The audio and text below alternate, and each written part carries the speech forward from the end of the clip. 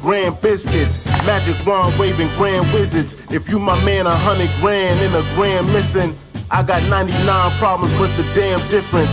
Listen, on my unborn grandkids, you know a nigga grown when a band is a bandage and the band keeps playing when you on a Titanic and your home network can't handle the bandwidth life's a damn bitch. Still love her though, raw sex pulling off the rubber slow. Rubber dub, that's a dry rub on the roast. Smells like burnt toast, you know I got a serious stroke. Periods broke like the levees. Flow on the mic kinda heavy. Got enough sauce for the spaghetti.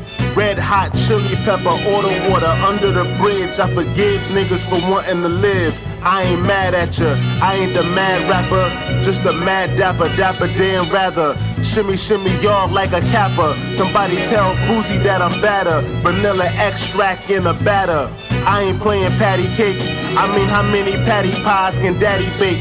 Mad I gotta save a slice for Sally Mae. May the odds ever be forever in your favor. Forever and a whole day later. Day to day, day traders. Daylight come for slave labor. Labor Day, labor pains getting paid straight up. Grand Rising, Grand Canyon, grandfather clock, grandstanding. You lucky if you got grandparents. Shit is Operation Grand Clearance. It's clandestine. Magazine, glam essence. 120 playing lessons from the ancestors. Fan blessings, hand-in-hand hand gestures. Jam sessions, children asking damn questions. Watching cartoons and wrestling. Grand Rising, Grand Central. Freemasons at the Grand Temple. All praises to the audacious, all-seeing eye, all patient. Call waiting for the hookup. Cook up salt fish, just crooked how to pour, get rewarded with more risk. Fried dumpling, daily bread, top of the morning, getting daily head. Taking diabetic daily meds, sugar-free jelly spread. Crown Jewel got a heavy head. You got a headache from the Reggie Reg. Grand Rise, Grand Rise, Grand Rise, Grand Rise, Grand Rise, Grand Rise, Grand Rise, Grand Rise, Grand Rise, Grand Rise, Grand Rise.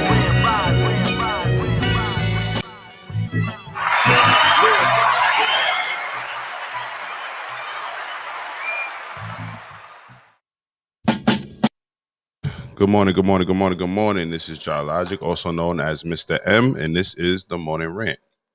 And with me, I have my two co-hosts for the day. Well, three co-hosts for the day, but StepGotJokes will be back with us. Schoolboy, Mia F Baby, and StepGotJokes. He just came back. All right. Good morning, everybody. Mike's is on Teddy Riley. Good morning. Mute yourselves. Good morning. Good morning. Peace, brother. How you doing? How you doing, brother? How you doing? Good. All right, we can hear each other. All right. Mimi, how you doing? How you doing this morning? Fabulous. How are you? All is well. I'm gonna let Steph's camera work itself out. With that being said, let's get to the chat. Lorvell says, "What's good? What's good to Lorvell? Good morning to you, good brother. Always good to see the brother on the check-in. Hope everybody's having a great Monday. We got an interesting show for you today. There's been a lot of news, coming to us towards the end of last week and during this weekend. It was a lot of stories we wanted to touch on. We can't touch on them all. Hopefully, we will be able to talk about them as the week goes on. Because as you know, we talk about the late-ish news. We don't always talk about what's super, current, because it's about the underlying issues with us. So today we're going to talk about drug use. Should drugs be legal? Via this article that's been floating around about this Columbia professor who claims to do heroin regularly to maintain their work-life balance. And we may have a special guest coming later on when we talk about that as well. Hopefully we get that special guest because it's going to be on and cracking. That's all I'm going to say. So as you see, the title is Is crack still whack? I know that's a ridiculous question, but yeah. And with that being said, we got some comments already. Sugar Shay says crack is alive and well. She's laughing. She also says good morning. Good morning to you. And King Latrell says, okay, made it just in time. You did. All right. So with that being said, we like to do first thing. We like to talk. We like to let Mia give us some motivation in the morning with her segment called M-formation. All right. So Mia, you ready for that? You ready to talk to the people? I am ready. All right, cool. So let's set you up and let's get you motivating the people. All right, let's make this happen. 1, 2, ready.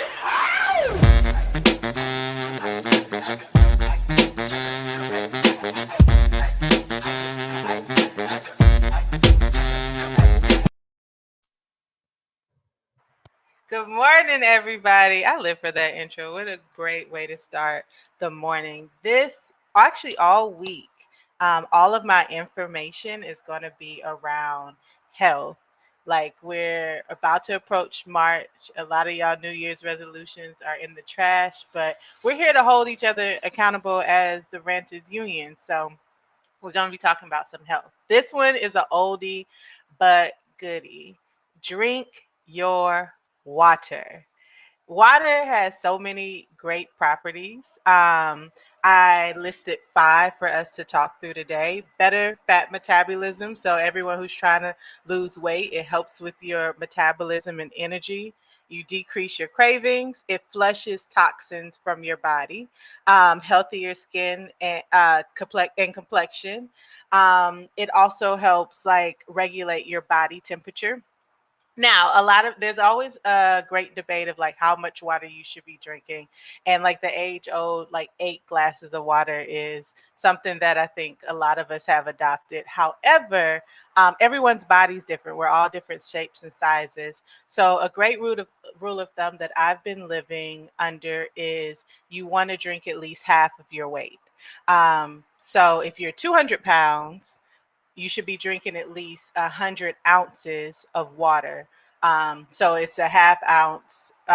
It's a half ounce per pound. So, and what this does is, if you think about your body as a bank, you make deposits in your bank, and it's the same way you do with your bills. Like you pay uh, you pay your priorities first, and then your excess goes into like your discretionary fund or your fund money, whatever you want to call it. So when you don't drink enough water, your body is going to make its priorities first. So for instance, like your brain is going to hydrate your brain first because that's a really important organ. However, if you notice, sometimes you may have back problems. You may not be drinking enough water because water isn't getting to your spine.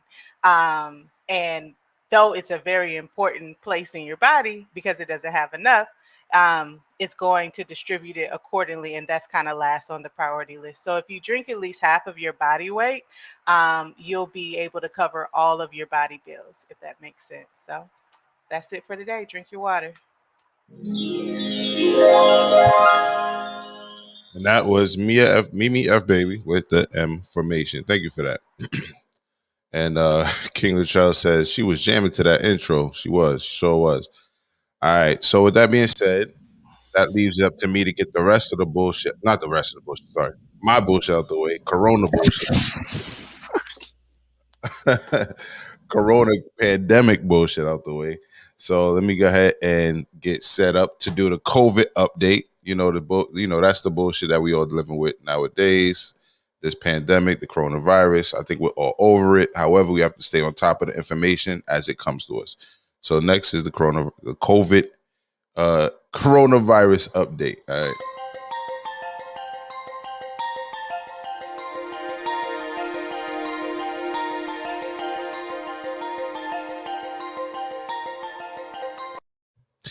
This is JahLogic, aka Mr. M, with today's COVID update, reporting for the morning rant here on iRant Network. The first update is NYC's health department is now recommending that when wearing a mask, we should double up. Mayor Bill de Blasio delivered this message at a press briefing last Thursday, February 18th, 2021. The recommendation is made based on the updated guidelines guidance of the CDC as of February 17th. And we're going to actually pull them guidance from the CDC up. All right. We're going to pull it up so that we can read, what they saying that we should do in regards to this corona update. What the fuck am I talking about, Schoolboy? Can I do that over, Schoolboy? What do you think? Should I edit that out and do it over? I was on point. I was doing that shit. It's a live show, of course. And then, of course, I tripped over this shit. What do you think, Schoolboy? Do I get another turn? Definitely doing that one over, man. This has been a interesting morning so far. All right, let me pull up what I wanted to put on the screen too. Let me just do that while I'm at it. Salute to the live audience. This will be edited out. All right. So here we go. Let me do it again. Matter of fact, let's do it all. Let's do it all over.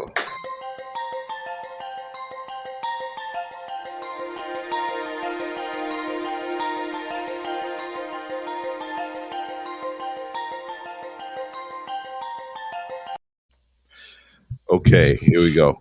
Take two. This is JahLogic, aka Mr. M, with today's COVID update, reporting for the morning rant here on iRant Network. The first update is NYC's health department is now recommending that when wearing a mask, we should double up. Mayor Bill de Blasio delivered this message at a press briefing last Thursday, February the 18th, 2021. The recommendation is made based on the updated guidance of the CDC website as of February 17th, 2021. All right, so I'm just going to pull this up and I'm going to go over it with us really quick because the first thing most of us hear when told to wear two masks is bullshit, right, Schoolboy? What do you think? Yeah, well, I remember the time when they were telling us that it was a bad idea to wear a mask in the first place. I always go back to that. Right.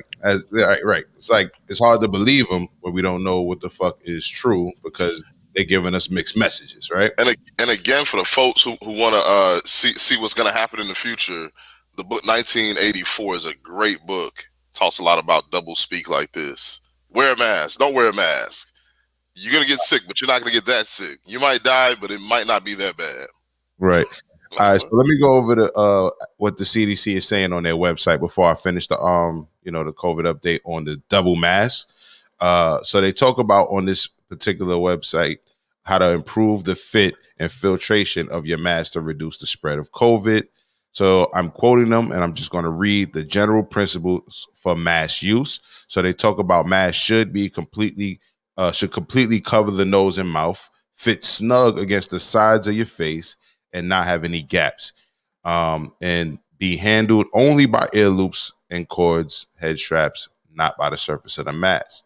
And they talk about where you should wear the mask anytime you're in public, anytime you're traveling, when you're around people. And they also say inside your home if someone has symptoms.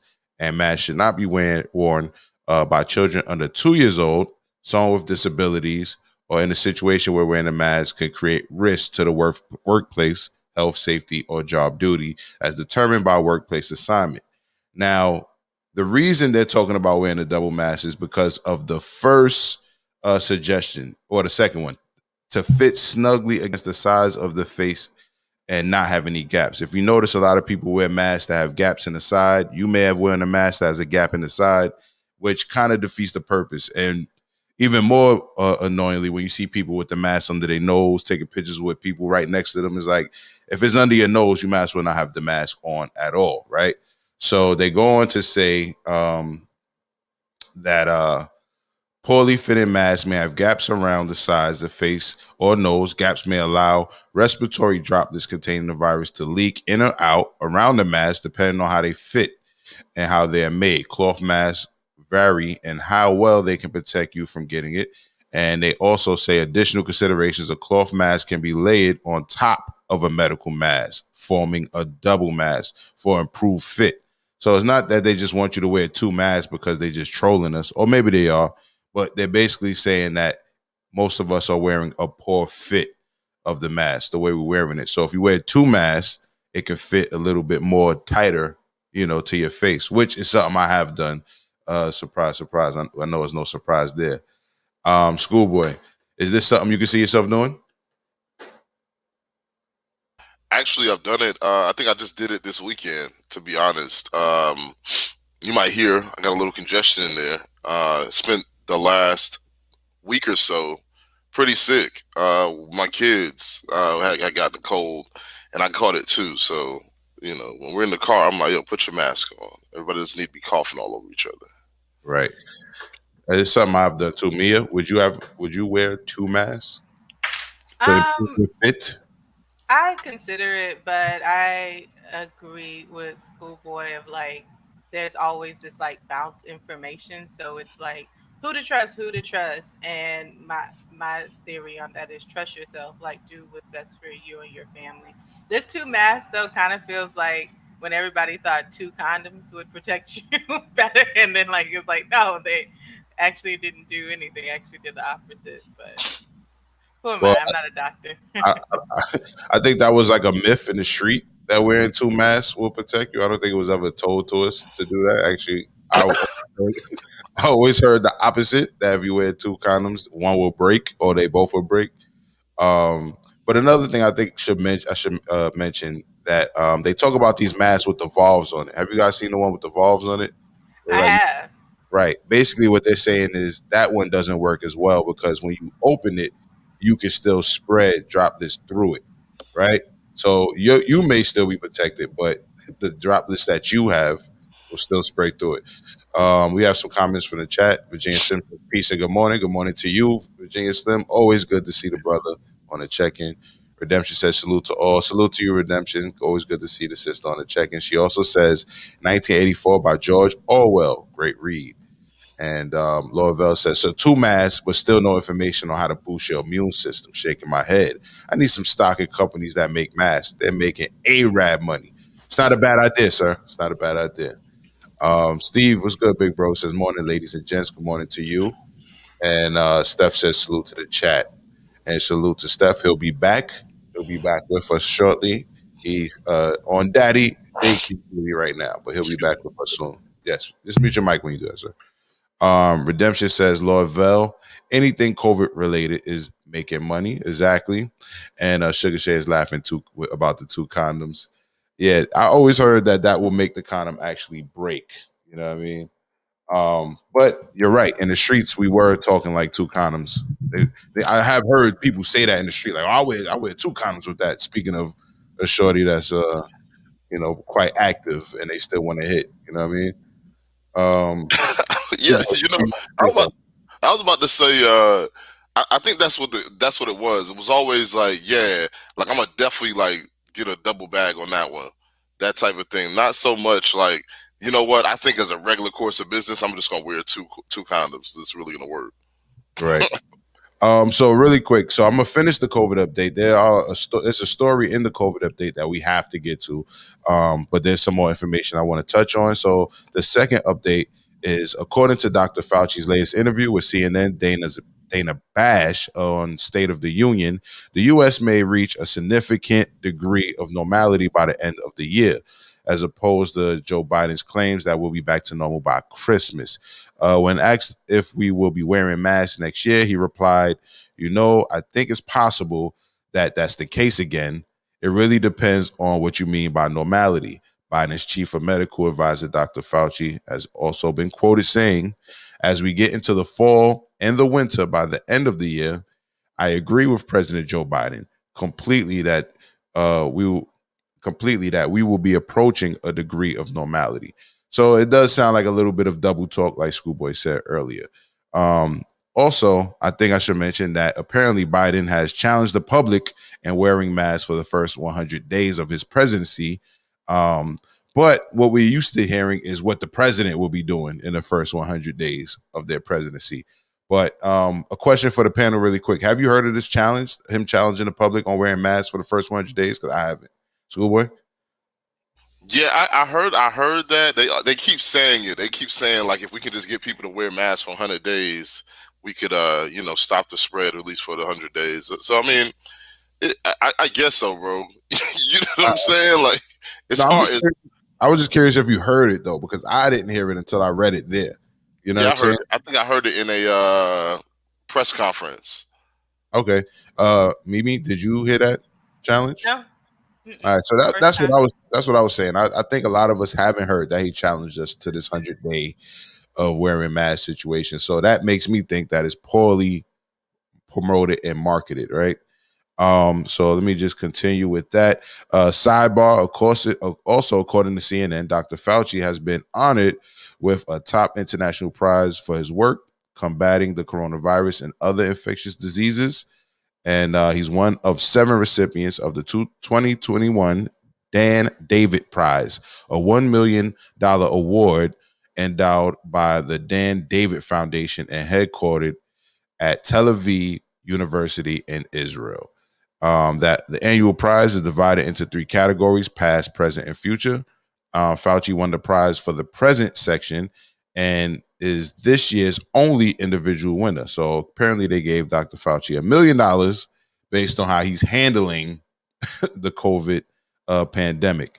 So speaking of, to go to Lovell's point earlier, a lot of people are making money off of COVID, including Dr. Fauci via an award. I never heard of $1 million award. This is a first, but they awarded this man with $1 million based on his work.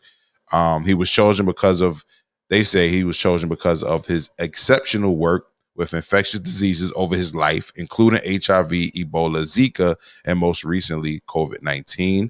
Dr. Fauci has been a global leader, according to them, in control and research of infectious diseases that present a major public health challenge. Dr. Elizabeth Miller, the chair of the section committee, was quoted saying, that's it for the COVID update, but I would like to report an interesting story also revolving around COVID and the vax. And this story comes to us from channel 6abc.com.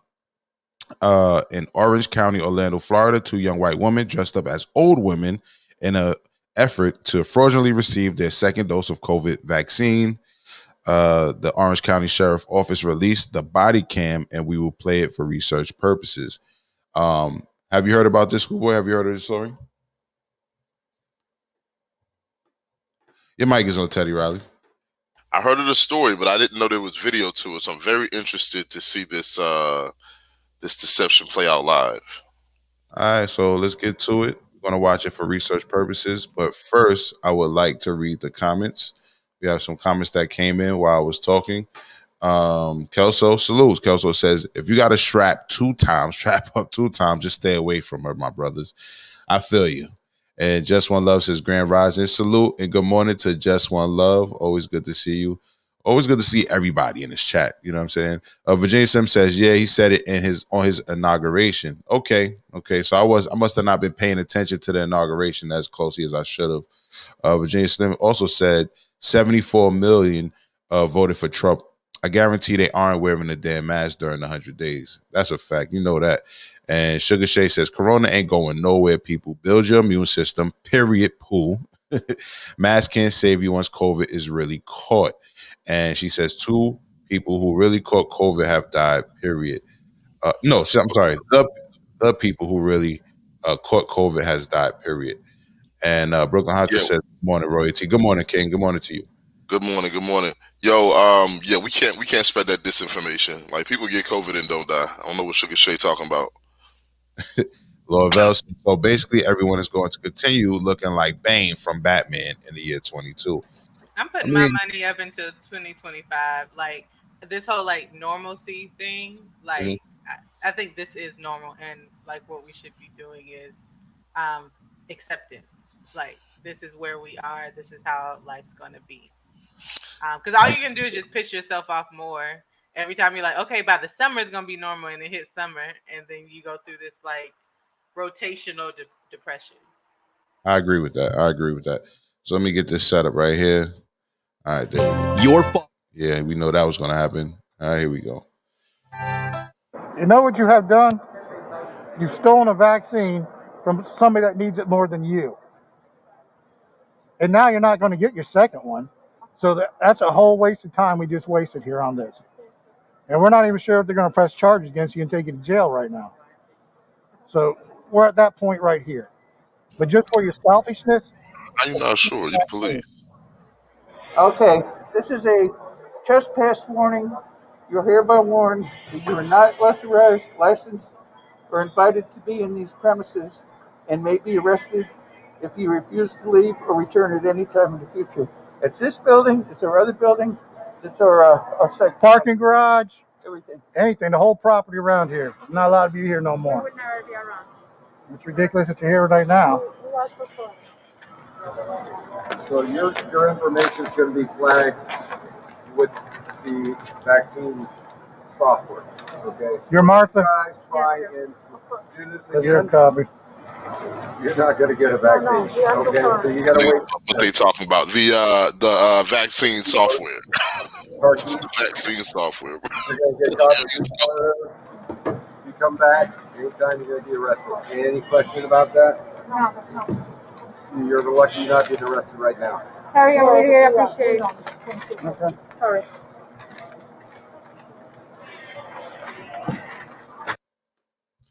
So there you go. Two young white women With Infinity Now, dressed up as older white women in order to skip the line to get a vaccine because they weren't supposed to get the vaccine yet. So they dressed up as old women. And they said in the article that there was something that was fishy about their ID. Go figure, right? Obviously, they're not the age that they're saying they are, and or that ID is just a fake ID in general, right? So the fact that they even gave them the IDs back was crazy. And I see Lavelle in the check-in says white privilege. So I tend to agree with that. However, I want to know from the panel, how do you feel these police officers handled the situation?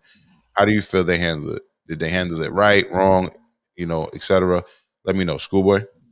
Nah, you know what happens when black people get pulled over a lot of times, and it's more than one black person. They got to call for backup, and when backup comes, like they do a lot of extra stuff. I wanted to see that in this situation. You know what I'm saying? I wanted to see it. People screaming like, "Get on the ground! Get on the ground! Let me see your hands!" I want to see all of that shit. You know what I'm saying? Like, you came in here and stole a vaccine. I wanted to do extra. And they went in there real soft, and like they were acting like the resource officer in a high school at a white high school. Right. You know what I'm saying? I do. Because I've seen both of those situations. They real comfortable with the white school. They talk calm and stuff like that. They relax. They be at the black school like they on the SWAT team and shit like that. Bruh, you walk in the hallways of a high school. Calm your ass down. You know what I'm saying?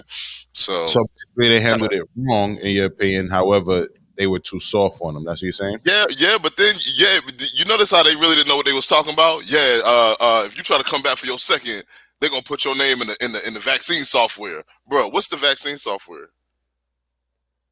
Right. I don't know. I don't think they knew Every neither. state has their own method of handling the situation. There's no federal vaccine software that's gonna stop these people from getting vaccine in the future. Virginia Sim says this bitch respectfully got caught stealing a vax and all she got hit with was a trespass warning. Fuck out of here. Kelso says, is that not ID fraud? Exactly. Brooklyn Hodge says, should have shot him. They already shot him with the vaccine. And Redemption said, it's the talk for me, mad soft. They definitely were very respectful. And they gave him back the fake IDs. The IDs that they said they used to catch him in the fraud, they gave it back to them. And they used that fake ID to create this trespassing ticket, right? Or whatever you want to call it. So Brooklyn Hodge says, I couldn't even tell if they were in trouble. And Sugar Shay says, medicated version of COVID, vaccine approved, cough. And COVID says, Lord Vel, okay, my fault. We're gonna get to the crypto talk after that. She also says, drink your water. All right, so Mimi, what's your thoughts? Did they handle this right? It did feel like a lecture, like don't do this or you'll be in big trouble next time you do it. So I was just like, what's the repercussions there? And I definitely think they were wrong for giving them back the IDs. If it's a legal ID for you to have, why'd you give it back? Like, the girls just look like, okay, I'm waiting on you to finish talking so I can go on about my day. So I wouldn't be surprised if they do it again because they weren't really in trouble. Okay, so you think they handled it wrong too because they were too soft on them, right? Yeah, it was just a talk. Okay. All right, so here's the thing, right?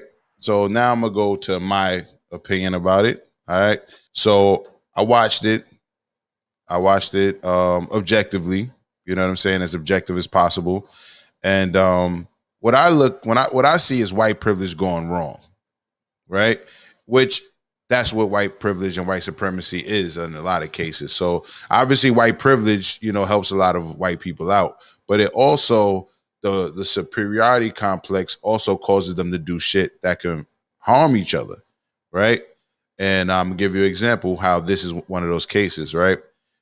In the past, we spoke about how they talked about if you only get the first shot and not the second shot, that it could lead to health issues. We already know that just getting the COVID vaccine in general for certain people, maybe not everyone, but it's been proven that certain people get crazy defects. You know what I'm saying? And as a result of getting the COVID vaccination shot, right? Some people even died right after getting the COVID vaccination shot, like within a week, right? So the fact that you can really get affected by only getting one shot, and they told these women that they weren't allowed to get a second shot, but treated them with kid gloves at the same time, is to me white privilege going wrong, because you potentially are jeopardizing their life.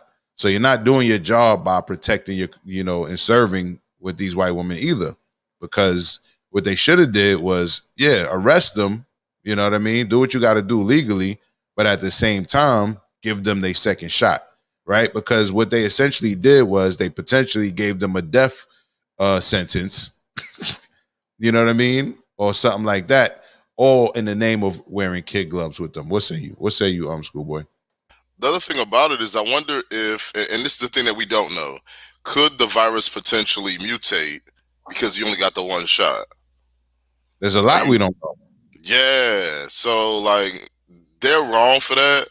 They should get more than a warning and a trespassing. You know what I'm saying? Because if that's the only thing that's going to happen to people for doing that, then why are more people not going to do it? Right. But at the same time, like I said, don't forget that they potentially just played judge and jury by letting them go with only one shot, because they're not letting them get their second shot now.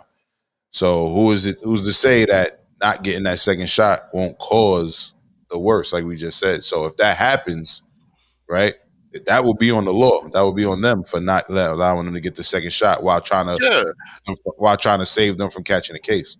Yeah, and we were just talking about how we were just talking about how it just left my mind that fast. So good, Mimi. What's your thoughts on what I just said? Is it white privilege going wrong? I don't know if it's white privilege going wrong, but I agree with what you said, because I wouldn't have thought about it like that. I'm not taking the vaccine, so I didn't know, like, if you get one without the other is a problem. And since they already got the first one, like, when they have been in line for the second one regardless, like, now I have other questions. But if it, like, let's play on the mutate theory, and then they pass that along, like, it didn't feel like a well thought out punishment for what they're doing. And you know what? We keep talking about this. Is what I was about to say, was that the police are not medical personnel. Did a doctor actually check this to make sure that this was, because are the police legally able to even make this decision? You know, did the hospital make the decision, or was it a hospital administrator, or was it an actual doctor? You know what I'm saying? Nah, bro. Like, they're ridiculous for that. They're ridiculous as hell for that. The only reason why these guys let them go like that, I think, is because they're looking at them like, oh, this could be my daughter, my granddaughter, et cetera, instead of thinking about it in the health terms of these people. You know what I mean? Like, that was probably illegal more than not. Well, and looking at the video before we started talking, my first question was, are these police officers or like security at this medical facility, which are two different? It was the sheriff. It was the sheriff department. Because the sheriff department released their body cam. So once again, my take on it is white privilege going wrong, because we don't know what the effect of what the result of having one shot instead of two is going to do to them. And earlier on, they spoke about how it could be detrimental to your health by only getting the first shot and not following up on the exact day that you're supposed to get that shot. So to go to what Schoolboy was saying earlier, is like they definitely made. I would love to know who made that decision, but we know why they made the decision. But that decision was not smart. They should have ran that up the flagpole. They should have did what they had to do. Take them in, give them the shot, but take them in for the ID fraud, right? And then let it play itself out. Sugar Shay says yes, it will mutate. You're putting something foreign into your body. Duh. Period. Pool. Okay.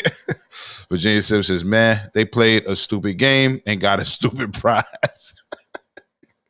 They don't deserve that second dosage. Fuck them. I mean, I didn't say they deserve it, but I am saying that in the effort of them trying to give them some sort of white privilege, by them in the effort of them trying to hold them down, they end up actually making it worse for them, right? Potentially, right? They made it worse for them because just having a stain on your record, because you got your vaccine when you wasn't supposed to or whatever, or the ID fraud, they'll still get a job. You know what time it is. They got the complexion for the protection. They'll still be all right. But at the end of the day, will they be all right if that one shot comes back to bite them in the ass? You feel me? So, but I mean, yeah, fuck them. Yeah, it is what it is. But that's just my take on it. Redemption says, when they do things out of desperation, they get a lecture. We get arrested without question. Good point. And we'll speak about that more when we talk about drug use later on in the show. And once again, hopefully we have a special guest coming in. I know you see me poking around my other screen. That's because I'm looking to see if the person pulled up yet. But yeah, we will talk about that in the as far as drug culture goes as well. Hold on. Sugar Shay says, okay, we read that. And Brooklyn Hunter says, I thought I heard one of the officers threaten to call their moms. You know what? You probably did. I didn't hear it, but you might have. You know what I mean? And Sugar Shay says, right, deaf. Just One Love says, they playing do or dare and took the dare. And Virginia Slim says, I don't understand why people are taking a vaccine with so many variants. Company A's product is different from Company B products and Company C. Zero consistency across the board. All valid points. All valid points. And earlier there was some crypto talk in the chat that we didn't get a chance to get to. But salute to Brooklyn Honcho. You know what I mean? I recently just brought me a little Bitcoin as well. Man, hold on. You said recently? Yeah, I told you last week. Last week. Okay. I'm about to say I recently bought some and I feel like a dumbass right now. Because that thing is going straight down. I gotta hold on to it for a little bit longer. Are you talking about the actual Bitcoin or one of the altcoins? No, the actual Bitcoin. I bought about. Thank God. Yeah. Well, honestly, I've done pretty well with the altcoins too. Dogecoin was obviously a big blunder. I should have dropped out early on. I jumped in there and should have jumped right out like everybody else smart. But I've been holding on to a little bit of it for a while. All right. The only reason I say good is because there's going to be a moment in time where that Bitcoin is going to be a whole Bitcoin. That is, it's going to be unaffordable to the regular person. So we need it to come down a little bit so we can all get in as much as we can. But I did want to say is we're going to have a show on the network on cryptocurrency soon enough. So maybe you could come on as a guest, Brooklyn Honcho, and everyone else who knows about it and owns a little bit. Man, I will be on that show. I'm calling it now. Save me a space. No, I got you. So Redemption says Slim agreed, and she also says, but I'm conflicted about it. And let us know, elaborate. Let us know what you're conflicted about in the chat before we move on to the next subject. Schoolboy, there was a couple of things you wanted to speak about too before we get to this next topic. Were you talking about the Deion Sanders article? I mean, whatever. Yeah, whatever you want to talk about. Yeah, let me. Go ahead, brother. I really do want to talk about that because as much as obviously, as much as people want to play, Deion Sanders or whatever. I guess some people might want to play Deion Sanders for what he's doing. He's doing a really big thing for HBCU football. And it could be something that really transforms HBCU football into the future. And not to mention, they didn't just win that first game, bro. Yo, they beat them 53-0, bro. Yikes. Yo, that was a shutout. That's like, damn, like that's when you want to go back to the locker room at halftime, and that's it. Like, we're good, coach. We're already down by 40. You know what I'm saying? Like, Mike might have broke his leg. We really just need to like go back home, bro. Because you're in Jackson, Mississippi, getting your ass whipped on the football field, and you still got to get back on the bus to go home, bro. So no.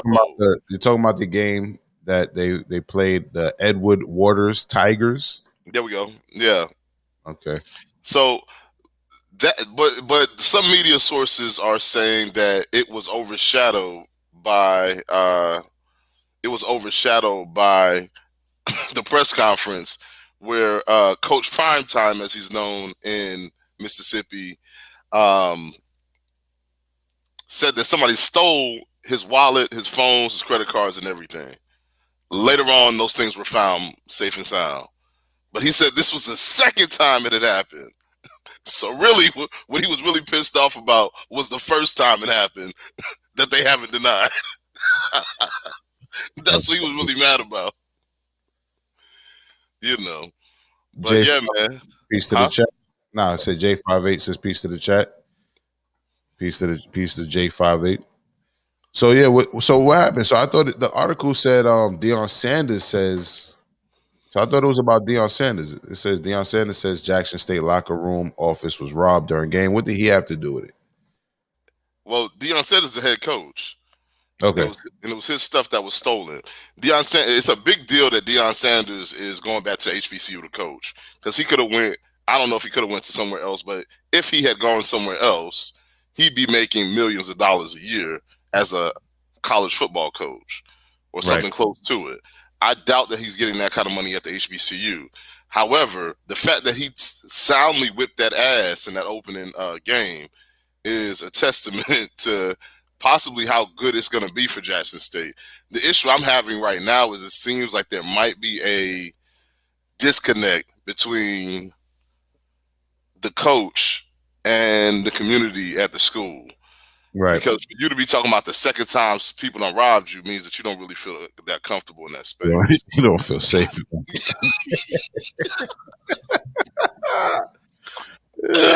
Yo, he walking around feeling like food, man, which is unfortunate. Oh man, salute to Deion Sanders, man. I mean, at least he tried. Man. At least he gave back. You got anything to say about that situation, Mimi? Yeah, it sounds like when the guy from the neighborhood comes up and he leaves and then he goes back to his community, but he's just like, oh, I passed it, but I'm happy that he did it, and I hope he finds a way to stay, because that could set a trend to set HBCUs up for success in sports programs. Because I think segregation, it happened too soon, because our best and our brightest started going to PWIs and making their schools money. So our schools have continuously suffered. So I think it's a good move, and hopefully he could just lock his stuff up since he feels like it's getting stolen all the time. All right. Let me get back to this chat. Kelso says Bitcoin will go back up. It goes higher as more people buy it. Only problem is I believe there's a connected group of majority owners who pump and dump to impact prices. I believe that. Virginia Sims says, sit on that Dogecoin, schoolboy, don't sell. And I'm pretty sure I'm saying it wrong. And Brooklyn Hunter says, I brought a whole share at 56 like an ass, and I lost $3K already. Hold on. Brooklyn Honcho, here's a question for you. When you were looking at the signals for if you should buy or not, did you wait all weekend and be like, hey, I know that a drop is going to happen? And I think it dropped like $2,000. And I was like, all right, this must be the floor. Like a dummy, right? This must be the floor. And so I bought it at 56. And I'm like, damn, now it's going to like 40 something. But I think I've seen projections that it can go all the way down to 20 and then go back up. So, you got to really just be careful with that stuff, because you got to be willing to let it sit and mature before you take it back out. A lot of people made a lot of money real fast over the last year. That's the issue. Right. Kelso says, looking at XRP as well is the fastest cryptocurrency, and it will go up in price after the second declared them SEC, declared them a true decentralized currency. And he also says XRP is being used in banks across Asia, Europe. It transfers the 3 times faster than Bitcoin. And I am familiar with that. I might go into my Coinbase tonight and get me some XRP. That's what I meant to get first, but I just Yo, had to. I got something that might be good for folks too. Is Binance? If you haven't checked out Binance, $BNB, might be a good idea. But it's rocketed so much so soon over the last month. It might be too late, so you got to do your research. Right. J58, if you're still out there, check your inbox on Facebook. I send you the link if you have time to pull up on the show today. We are light on co-hosts. Brooklyn Hydra says prime time will make you want to play with a sense of pride. And Redemption says, my father has gotten both. So she elaborates on what she's conflicted about earlier. My father has gotten both doses with no side effects. And I felt strongly about him having it. My lens is different as my mom recently passed and dad is 80. And you have our condolences, but we want to give it to you on the show officially since you let us know officially. It's something that I didn't want to put out there because it's not our information to put out there. But I get it. And my mother plans on getting a vaccination, and I feel how I feel about that. But at the end of the day, I don't want to force anybody to do or not to do. I like to be objective and let things happen as they may. And yes, Virginia Slim, our sentiments exactly. Sorry for your loss. And we understand how you're conflicted. Yes, exactly. And Laura says, bag talk in the morning. Actually, we're going to start having a segment about cryptocurrency in the morning as well before the show starts too. One of my guys who've been adamant and following cryptocurrency since probably the beginning has agreed to come on the show sometimes and give us a little 10-minute, update and introduce himself to the fold as well. Brooklyn Hunter says, I'm bugging out over this shit. Don't bug out over it, man. With stocks and crypto and all that, man, if you lose some, you win some. You know what I mean? That's why they say you should spend what you're willing to lose. Schoolboy? Yeah, I think that we still have. I saw a projection from a guy who predicted the jump from, I want to say $1,800. $8,000 up to where we are now. And he was saying at the top of the arc that we're seeing now, it's probably going to be closer to 68 before it really takes that plummet down.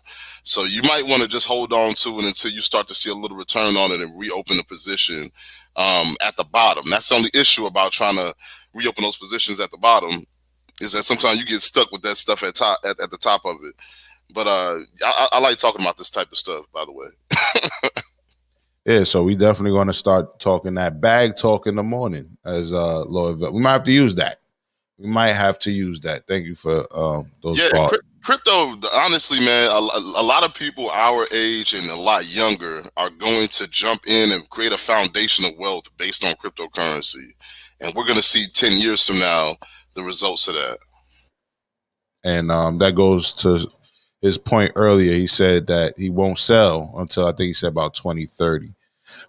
Steph says, first of all, shout out to EWC of Jacksonville. They gave the school $2 million to improve the school 2 years ago. And he also says, guess that goes to show how HOFers in your locker room is worth more than $2 million. And let me see, Brooklyn. Steph, where you at, man? I know you're dropping off the little one. Let us know when you're done. Brooklyn Hodges says, do you want me? Yo, come on, man. I'll send you the link. Brooklyn. And Redemption says, I look forward to a show on Bitcoin. Really interested. All right. So now that we know the interest is there, we're definitely gonna provide that show. We're gonna provide that content. And hold tight as I send Brooklyn Honcho this link. And Schoolboy, you want to wrap up on that topic while I do that? On the topic of the show, I mean not the show, but the football game. Yeah. Excuse me. Yeah, man. So I don't have a whole lot more on the football game. It was interesting that if you can pull up the if you can pull up the matter of fact, I'll put it in the chat. I just want you guys to see the what do you call this thing, press conference. So this was the press conference with Deion Sanders at Jackson State, and I looked for it in that article and I didn't see it. I think somebody uploaded it on Twitter. All right, Somebody uploaded it on Twitter. Just send me that ASAP. Yeah, I got you. Did he seem panic? He didn't seem panic. He seemed pissed. He seemed pissed. But and like I said, I think he was pissed because of the way it fell out, man. The way it fell out. And again, he's talking about the second time that this has happened. So he's really pissed about that first time that we never heard about. Right. Now, but I think what ended up happening was that somebody's, oh shit, his stuff is left unattended to. Let me take it and put it somewhere else so that it doesn't get stolen again. And he got to go off on everybody, right? And then when he found out, but the school had to make a whole statement about it and stuff like this. Yo, I never understood what's up with this nose thing. That's from T2H. I'm assuming it's because you're sniffling all over the microphone right now. No, it's because of the show that Schoolboy used to be on that I used to produce, and they had a little movement in the chat called Nose Gang or something of that nature. So the Keenan Yo, that makes that a lot more hilarious, which is terrible. Yeah. Well, speaking of that, Keenan Kong, today's topic is crack still whack? We're going to talk about the college professor who said he does heroin regularly for work-life balance. So we're going to talk about should drugs be legal today as well. Schoolboy, did you find that press conference by any chance? Or? The mic is on Teddy Riley, brother. I was about to say, yeah, let me send it over to you now. The funny thing about that was you notice how all these ads are starting to come up on YouTube now? This never used to happen. YouTube used to pretty much be ad free for like not as many ads on these videos, but YouTube must have realized, man, we missed out on a lot of money. So let's just put a lot more ads on this thing. Well, basically, you're right. They did send out an email to everybody letting them know that even if you're monetized or not, they will be putting commercials. So people just know if you see commercials on our videos, does not mean we're monetized now. YouTube is now starting to put commercials on everything, and that doesn't mean a channel is monetized. We still are members supported.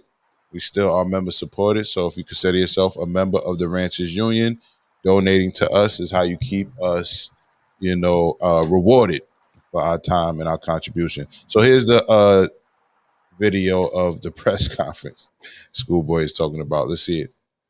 Saying God bless you, appreciate you and everything. I'm pissed off right now because I have mixed emotions. We won, kids played really well. But while the game was going on, somebody came in and stole every darn thing I had in my locker room, in the coach's office.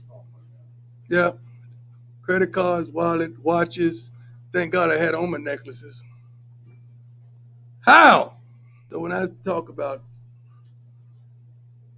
equality and raising the standards, and that goes for everyone, man. Not just the people on the field, not just the coaches, not just the teachers, not just the faculty, but that's everybody, security and everybody. So how do you think it feels coming back after just teary-eyed because the guys presented me with the game ball, one of the best moments I've ever had in my professional sports career emotionally. And then you go into your locker room, your coach's office to digress, and you notice and you don't even have a phone to call your mama, to call your girl, to call your kids because it's been stolen. You don't even have the Scully hats that you wore here. This thing talking about Scully hats. Yo, it was really low for me, so I hope it wasn't too low for the audience. But as you could tell, he looked like he wanted to cry. Schoolboy, you left that out, but it looked like he wanted to cry out of like tears of anger. You know what I'm saying? You ever like want to fuck somebody up, and then you can't, and it's like, yo, you know what I mean? For whatever reason, maybe you're not in a place to do it, or there's somebody who, you know, is family to somebody or whatever the case may be, and you're like, yo, I want to fuck this person up, but it's not going to go over well in my life. And then you just kind of so tight that your eyes get glazed the fuck up. That's what he looked like he was at. He looked like he was heated enough to. No, Go ahead. I feel him. A couple of years back, I would go to my alma mater and talk to the College of Business because I went through business school. And that was my way of giving back. And it just, I don't know why I didn't think about it the first time, but like seeing his face, I get him because the last time I went back, and I would do it for free. Like I wouldn't charge them. I would go to my old professors. And the last time I went back, I had just got whatever iPhone and it got stolen. And you think like you're giving back to your, I don't know if he went to Jacksonville. I don't know a lot about sports, but like you're giving back to a place where you don't have to be there. You like moved on and it's all, you feel slighted, and it's just like a moment of disrespect. Like these niggas don't want nothing. Like I see it in his face, and he's like, we can't let y'all niggas have anything. And I get it because I remember now how it felt to get my iPhone stolen by presumably one of the students that I was giving free game to. So, and we heard it just fine. Okay, Lovell says all he has to do is report his debit and credit card stolen and get him canceled. That's a fact. And Ahmad says they got Dion. They got him. Well, apparently they didn't get him. Apparently that they found it later. You know what I mean? Kelso says shouldn't have handled this situation over a press conference. Not a good look for the organization.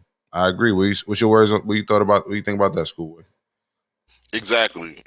Because the issue with the HBCU is that behind the scenes there's a lot of chaos sometimes, and so you shouldn't have ran immediately to assume that somebody stole. It makes it seem like that's what you think about the community. There's just a bunch of thieves around you. It would have been better to handle that behind the scenes and just find out exactly what happened, because those situations be handled behind the scenes. Right. And nobody would have ever known, just like the first time you got robbed. Right. So now we know. Now we know about the first time, and we see your emotion about the second time. It's just like, bruh, you might need to, actually hire some security. Not to mention he's demonizing all of them, and it could just be one person if the story was even true in the first place. Like I said, I think because at first what happened was they said nobody stole his stuff, right? And then I think they had a conversation behind closed. I could already I feel like I can already tell what happened. And this is all speculation, by the way. Speculate. Yeah, I feel like he went back there and said, "Well, somebody stole my stuff." The school came back and said nobody stole anything, because I heard how it came out. Everybody else heard how it came out. The school like, "Bro, it ain't us." And then afterwards, the school comes out with another statement saying, "Yes, somebody did steal your stuff." Because I think that he went back to whoever made that statement, was like, "All right, well, I didn't know where my stuff was at, so I don't care who moved it from where I put it to where it was. At that moment in time, it was stolen. So somebody did steal my shit." What the hell you talking about? Y'all need to fix that right now. You know what I'm saying? Or my lawyer gonna be down here type shit. All right. Lovell says, if I'm rich, I'm not taking my wallet everywhere, and I'm having security inside and outside my office. Just saying. Sugar Shay says, exactly. Keenan Kong elaborates on the nose situation. He says, the nose is because they used to talk about how big Mines is. I embrace it now. Okay. Well, I think we all down with the nose gang once you're black. Keenan Carl says, Shay, this ain't your wave. Because Shay is talking about nose gang. Yo, y'all crazy. With all that being said, Brooklyn Hydro, I seen you pulled up. I was about to put you on the screen, and then you fell out. So if you still hear me, definitely pull back up, brother. And Kelso says, classic case of someone stealing and getting cold feet. I'm sure it magically popped up out of nowhere. I mean, that's a fact. You know what I mean? You ever seen a situation where they're like, yo, if I don't get my shit back, and then they're like, oh, we got it. Whoever the thief is gives the shit back. And I think it was one of them scenarios. All right, Brooklyn Honcho's here. Brooklyn Honcho, what's good, brother? Good morning. What's happening, everybody? Good morning. Yeah, I got to stop getting up so early, man. This is too much for me, dog. This is crazy, dog. Like, What's going on, y'all? Yeah, everything's good, man. Good to see you, man. You know what I mean? See Happy my New face. Year. Happy New Year. My face all puffy still. Nah, everything is great, man. Thank you, and happy New Year to everybody. I haven't seen anybody since, over the holidays and all. Stop Right. taking so long to come on. You know what I mean? Yeah. I'm Yeah, not I reading. put that shit on. But maybe Mimi can read this for us. Mm-hmm. Y'all ain't about to troll me this morning. Hey, Brooklyn. Nobody's trolling you. I'm asking you to read a comment that's calling this man sexy that I won't read. You won't read it. Just One Love says Brooklyn Honcho about to pull up with that sexy contagious smile. Oh boy, what a great way to start the week off. How you feel about that? I'm flattered, and I thank you. You know what I mean? We are all royalty here, man. Lovell says, "Is that Mace?" Yo, Pastor Mace. You do look like a Brooklyn, Brooklyn Mace. That's what you should change the name to. Kelso says, "Shout out to Honcho. We still looking for the fools who killed Biggie." He talking about that episode when we was talking murder. we talking about that episode you was on a couple times ago. Keenan Khan says his stuff was definitely stolen. He's trying to save face for the HBCU, so he agrees with your theory. And Just One Love is saying good morning to Brooklyn Honcho. Just One Love. Hi, good morning, everyone. You guys, man, you make me feel important, man. Like, jeez, you give me a voice. You say the things that I'm thinking. You know what I mean? I guess that, like I came on here to make a couple people feel uncomfortable, and here I am screaming and stuff. I got the morning puffiness. I just wanted to talk about the bag. Like, that was crazy. Like, I feel like an asshole. I finally bought something crazy.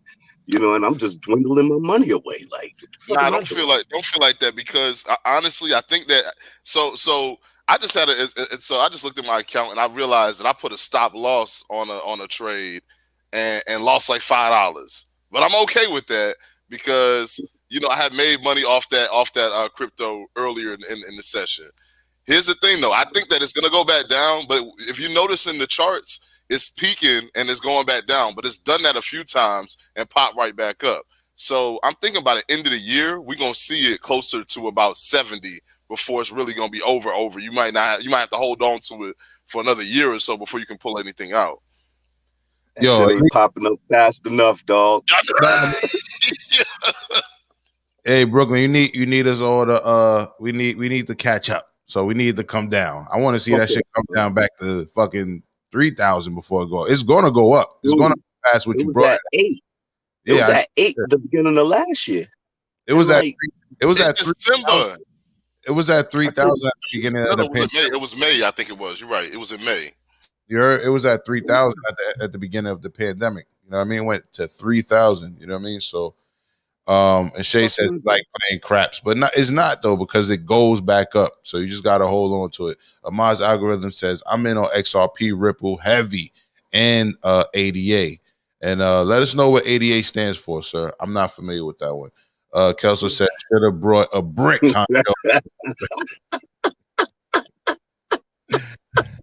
Hey, speaking of a brick, and I'm glad you're here, Honcho. We were supposed to have a special guest today. I guess they for whatever reason they they pulled out. You know what I mean? Backed out. I don't know. Here's the thing, if they on that shit, man, it's gonna be hard to get up early in the morning. Or it's not. Virginia Sim says, salute to IBM for partnering with the 13 HBCUs for a STEM initiative. That's dope. And thank you for that, Lord, Virginia Slim. Lorvell says, I'm surprised the weed stocks are not going up. People are buying weed even in the pandemic.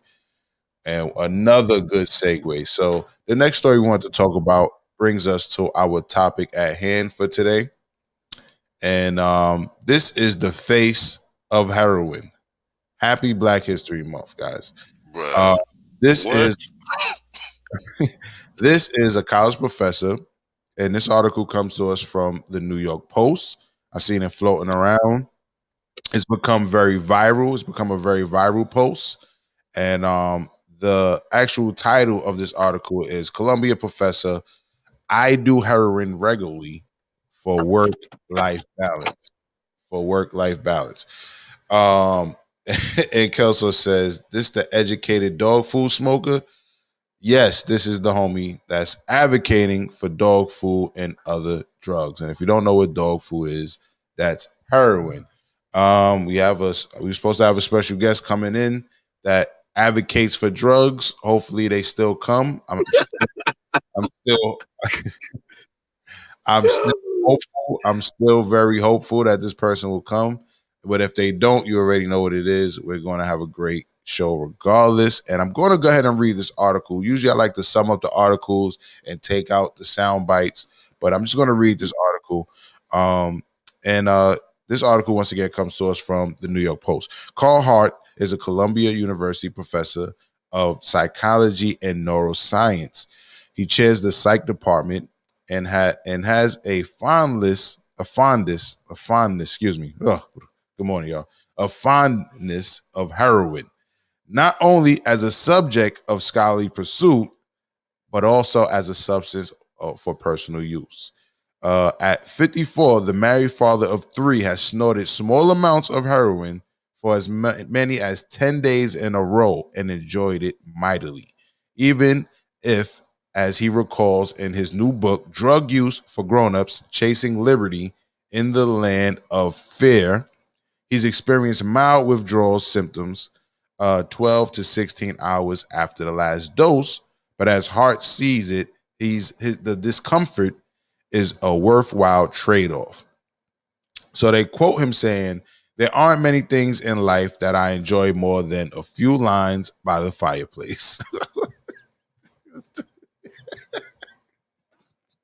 Yo, that's wild. All right, hold on. Let me get my shit together. All right. Listen, we're going to be objective too, by the way. That was the whole purpose. I'm gonna just ask this question. Yes, Like, you know, I was never fortunate enough to go away to college to, like, you know what I mean, feel those type of pressures of, like, you know, exams and things, and how, you know, you remember that episode Saved by the Bell when Jessie, she took all them ups and she was singing, "I'm so excited, I'm so excited." You know what I mean? And don't forget about Carlton. When Carlton was hold on, was it Carlton off the beam? Was Carlton off? No, I don't know. It was I Carlton. remember I'm so excited. No, Carlton took Will's pills to stay up for a test too, and he ended up wilding the fuck out at a dance until he ended up in the hospital, if I remember right. But go ahead. I remember that episode you talking about as well. Now, when you go away, I guess you feel a different kind of pressure because you're really paying for that school, or your people's paying for it, and you got, you know what I mean? So I don't know if heroin is an upper. I mean, I would always think that it was a downer because you always see the people slumped over. But is that like a form of people like taking, you know, like they ups and they feel like that's how they going to get through life? And is it actually a functioning kind of drug if you take it in these lower doses, as he say he is? I've met functional crackheads. I've met functional cokeheads. I've met functional, you know, weed smokers. So I just wonder if the man is still, if he a professor, how long he been doing that? Well, I think he's going to tell us, you know what I mean, as we read more. I didn't read the book, but the book is called Drug Use for Grown-Ups, Chasing Liberty in the Land of Fear. Yo, but hold on, schoolboy, please hold the thought. But at the same time, to go to your point, whether a upper or downer, you know what I mean, it takes the stress off of the person using it, correct? So, you know, what some people may be stressed out and need to stay up, you know what I mean, for school. Some people may be stressed out and just need to take a load off and need a downer. Or I don't want to say need a downer, but use a downer, right? But like you, I've definitely met functional drug addicts. Schoolboy, yeah, you was trying to say something? I was about to say, like, this man is actually 54 years old. Right. A 54-year-old regular heroin user. And, you know, they always say, like, you don't see older drug addicts. So, you know, this is one of those, like, COVID experiments where we'll see what happens. I never heard that before, that you never see older drug addicts. I definitely seen older drug addicts, or maybe they look old. Schoolboy. Yeah. What you ever did, man, to cram for the exam, man? What was your thing? You ever tried any shit? Any type of pill, like a caffeine pill, maybe, or a value. I mean, respectfully. Yeah, You ever no, did some shit? honestly, 'Cause we I all think I know. tried. I think I tried something one time, and I don't even know what it was, but they was like, "Oh, it's gonna, dang, we fell off. Oh yeah, it's gonna be, it's gonna make you focus and all this other bullshit." And it didn't really do shit, so I just used coffee. And honestly, like, you know, we when I had a girlfriend at the time, like, we would just stay up and Schoolboy. yeah, Coffee. Come on, dog. yeah, Got to get a little deeper than that, man. No, but see, Like, this is the thing. this keep is it the thing. real. This is the thing. When I was supposed to be like on my school shit, and I really had to do school, like, besides the occasional herb and whatnot, I really wasn't fucking on shit. But like, when I was just out in the streets on the summertime, I did, you know, internships here and there. I did my thing, man. All right, wait, before Brooklyn, before you continue with the interrogation, before you continue with the interrogation of Schoolboy, let me finish the guy's point, because I definitely want to see if he has a point. Right? I definitely want to see if he has a point. All right, so they said he experienced mild withdrawals between 12 and 16 hours after the last dose, but as Hart sees it, the discomfort is worth the wild trade-off. And they quote him saying, "There aren't many things," this is where I got tripped up at, y'all. "There aren't many things in life that I enjoy more than a few lines by the fireplace." That shit sounds like a commercial. That shit's bugged out. At the end of the day, he writes, pointing out that the experience leaves him refreshed, all right, and prepared to face another day. Hart, who studies the effects of psychoactive drugs on humans, finds his use of the narcotic to be as rational as my alcohol use, like vacation, sex, and the arts. Heroin is one of the tools that I use to maintain my work-life balance. This is what they quote him say. As his reason for coming clean about doing opiates, and like is to advocate for decriminalizing possession of recreational drugs. The book makes the case that the decriminalization of drug use, not drugs themselves, has been a tremendous scourge on America, not least in reinforcing this country's enduring structural racism, according to the publisher. Hart could not be reached for comment, they say. And they also quote him saying, Hart told Insider that he hopes to see President Biden work toward federal regulation and licensing the use of substances that are often described as societal menaces. And by his logic, if people are going to indulge, they should at least do it safely. For instance, he told the site, if you're going to use opiates, don't use alcohol as a background. Increases the likelihood of respiratory depression and death. And they also say that it's not just heroin that keeps Hart centered, he claims. The professor also is a fan of the effects brought on by MDMA, better known as Molly or ecstasy, and methamphetamine, a drug that has caused the most overdose deaths in nearly half of U.S. According to the Centers of this thing is wilding. According to the Center of Disease Control and Prevention, in describing MDMA. He recalls intense feelings of pleasure, gratitude, and energy. And he goes on to say, they're quoting the professor saying, when I'm rolling, I just want to breathe deeply and enjoy it. The simple act of breathing can be extremely pleasurable. He even found pleasure in snorting a version of the so-called bath salts, a synthetic that's been linked to disturbing behaviors from barking to breaking into homes. Hart's assessment, unequivocally wonderful. That's his assessment of the bath salt. He said bath salts made him feel wonderful. He did. Unequivocally wonderful. Wow. In his book, he recounts the efforts as being euphoric, energetic, clear-headed, and highly social. ... Nice, with a bunch of eyes. Nice. So nice, in fact, that he writes about wanting to take the drug ahead of some awful required social event, such as an academic reception. A rep for Columbia has not returned the post request for comment on Hart's illegal drug use. I'm going to end the article there. I think we get the point. This guy is definitely an advocate for drugs. He's a commercial for drugs. And I see Redemption said, what's the book name again? The name of the book, once again, is Drug Use for Grown-Ups, Chasing Liberty in the Land of Fear. I'm going to say it again. Drug Use for Grown-Ups, Chasing Liberty in the Land of Fear.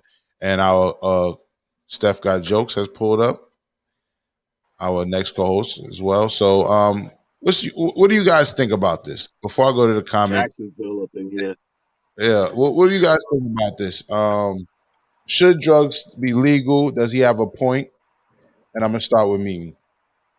I think certain drugs should be legal because in mass, not everyone would be as functional as him. I had like my outlook changed on drugs. So I lived in Seattle for a period of time and then moved to New York, and both are very liberal. It's really easy to find people who use drugs. So I have a few friends who are very they're functional drug users, and so like there truly is a difference of like a drug user and an addict, especially with these hard drugs. And I know some people who like know like I can take this much of X drug, it will get me through this hour without dying. I'll get whatever reaction or high that I'm looking for, and then like at this time. A lot of people aren't that responsible. So I don't think that like these harder drugs should be legal. But if you look at this man, I would have not known that he does heroin often. Like he has great skin, he looks very youthful for his age. So he's not like the poster child. And then knowing people who do it, it I'm not as it's not as like a faux pas as it used to be in my head. But I think in mass, I don't know if we're responsible as a society to be doing like these harder drugs. So that's my thoughts. Good points. Good points. Schoolboy, your thoughts? Yeah, honestly, I'm actually for decriminalization of drug use, because here's the thing about using drugs. Two things. One, they used to be medicines back in the day anyway. You know, cocaine use was regular in the United States and around the world. The papa, the heroin, the thing that they make heroin, the poppy seed. Right. You know, they've been using that for centuries to get high. So, like you said, when you use it as directed, it can be a stimulant in the way that you need it to be, up or down or sideways, whatever it is. But it's when you over abuse it, when you're constantly using, you can't get up in the morning, you can't go to sleep at night, you can't feed your kids, you can't wipe your ass right. Like, that's when it becomes a problem.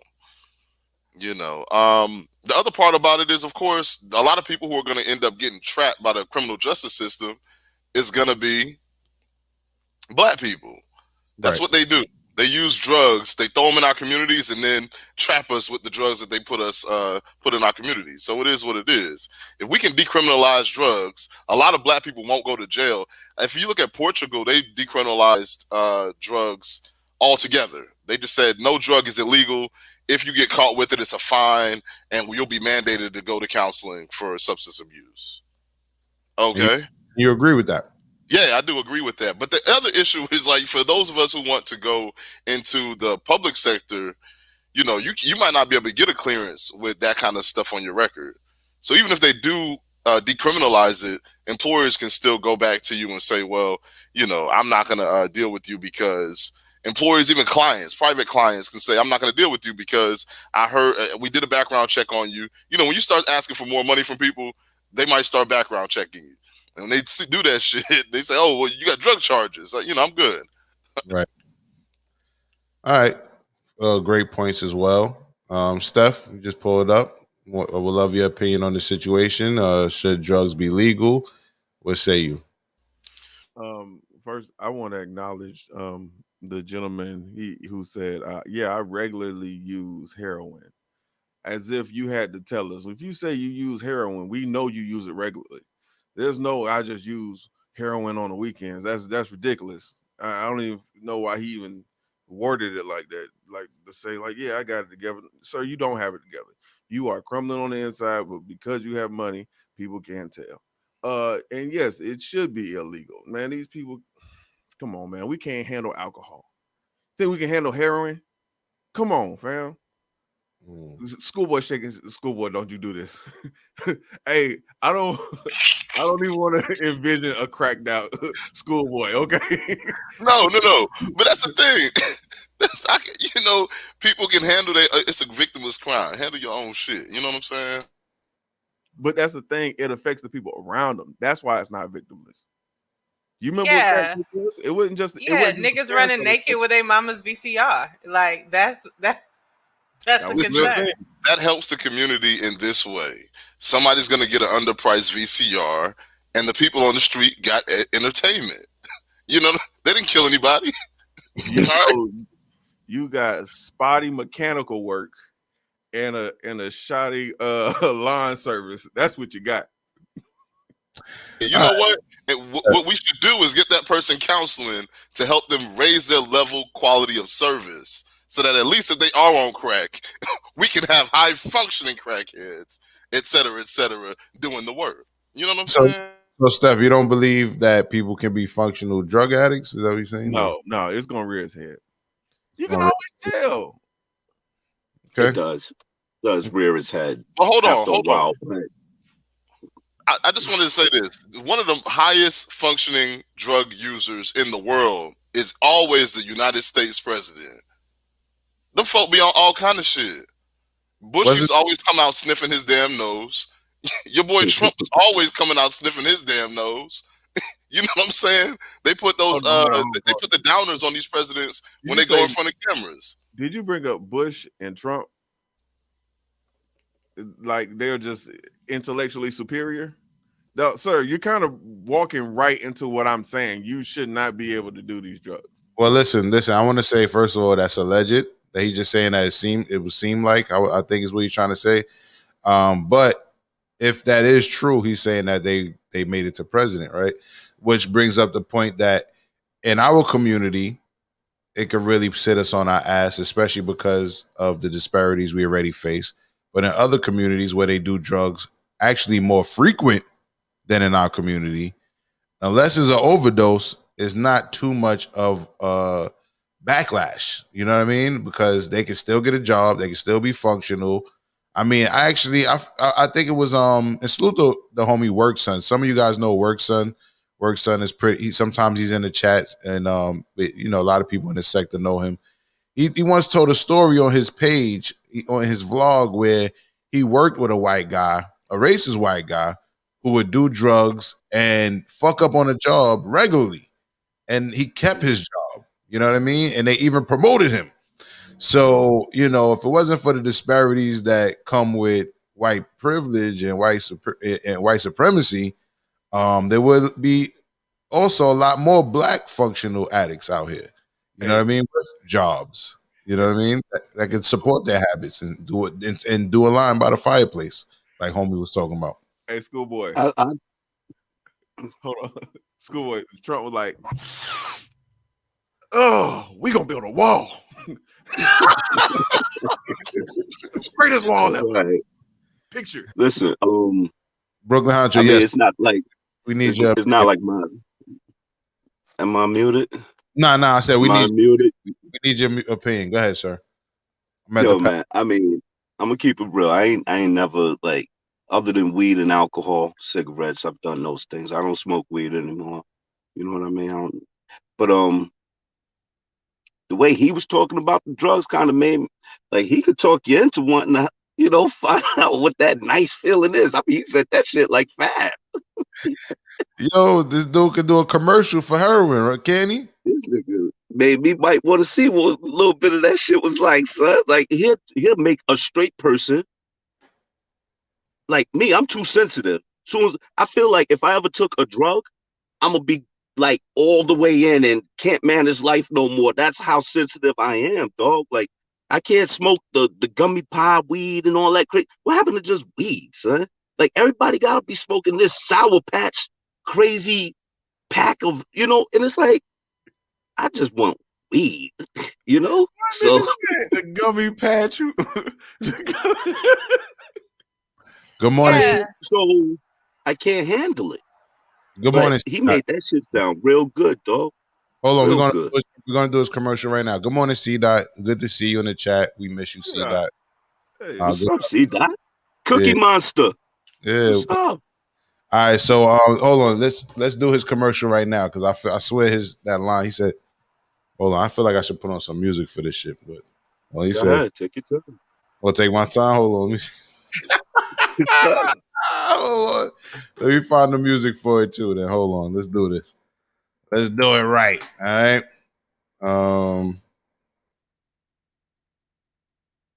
Let's do this shit right. This dude, damn sure. I'm gonna quote him, and I'm not gonna say anything extra.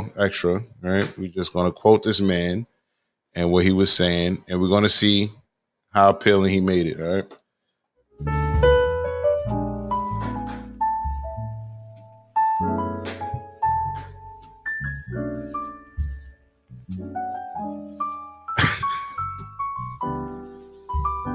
There are many things in life that I enjoy more than a few lines by the fireplace at the end of a day. Yeah. Yo, hold up, son. You was nailing it. You was nailing it. I was listening. Like you might get a spell. I might buy something just to show support. You buy a lot of useless shit in your life, regardless of if you use it or not. You might convince me to want to buy some drugs from you. Let me go to these comments. These comments are backed up. The music was crazy. All right, let me see. All right, here we go. Then the comments went crazy on this one. So we definitely want to hear your point of view in the audience. So let me go back as far as I can. And I think this is about it right here. All right, here we go. Keenan Kong says Professor Dog Food is going to steal the overhead projector. Redemption said, here's the thing though, drugs in academia is not new. I'm 420 friendly and believe it all comes down to how you manage your shit, no matter the perceived vice. There you go. And Keenan Khan says his dealer is mad as shit.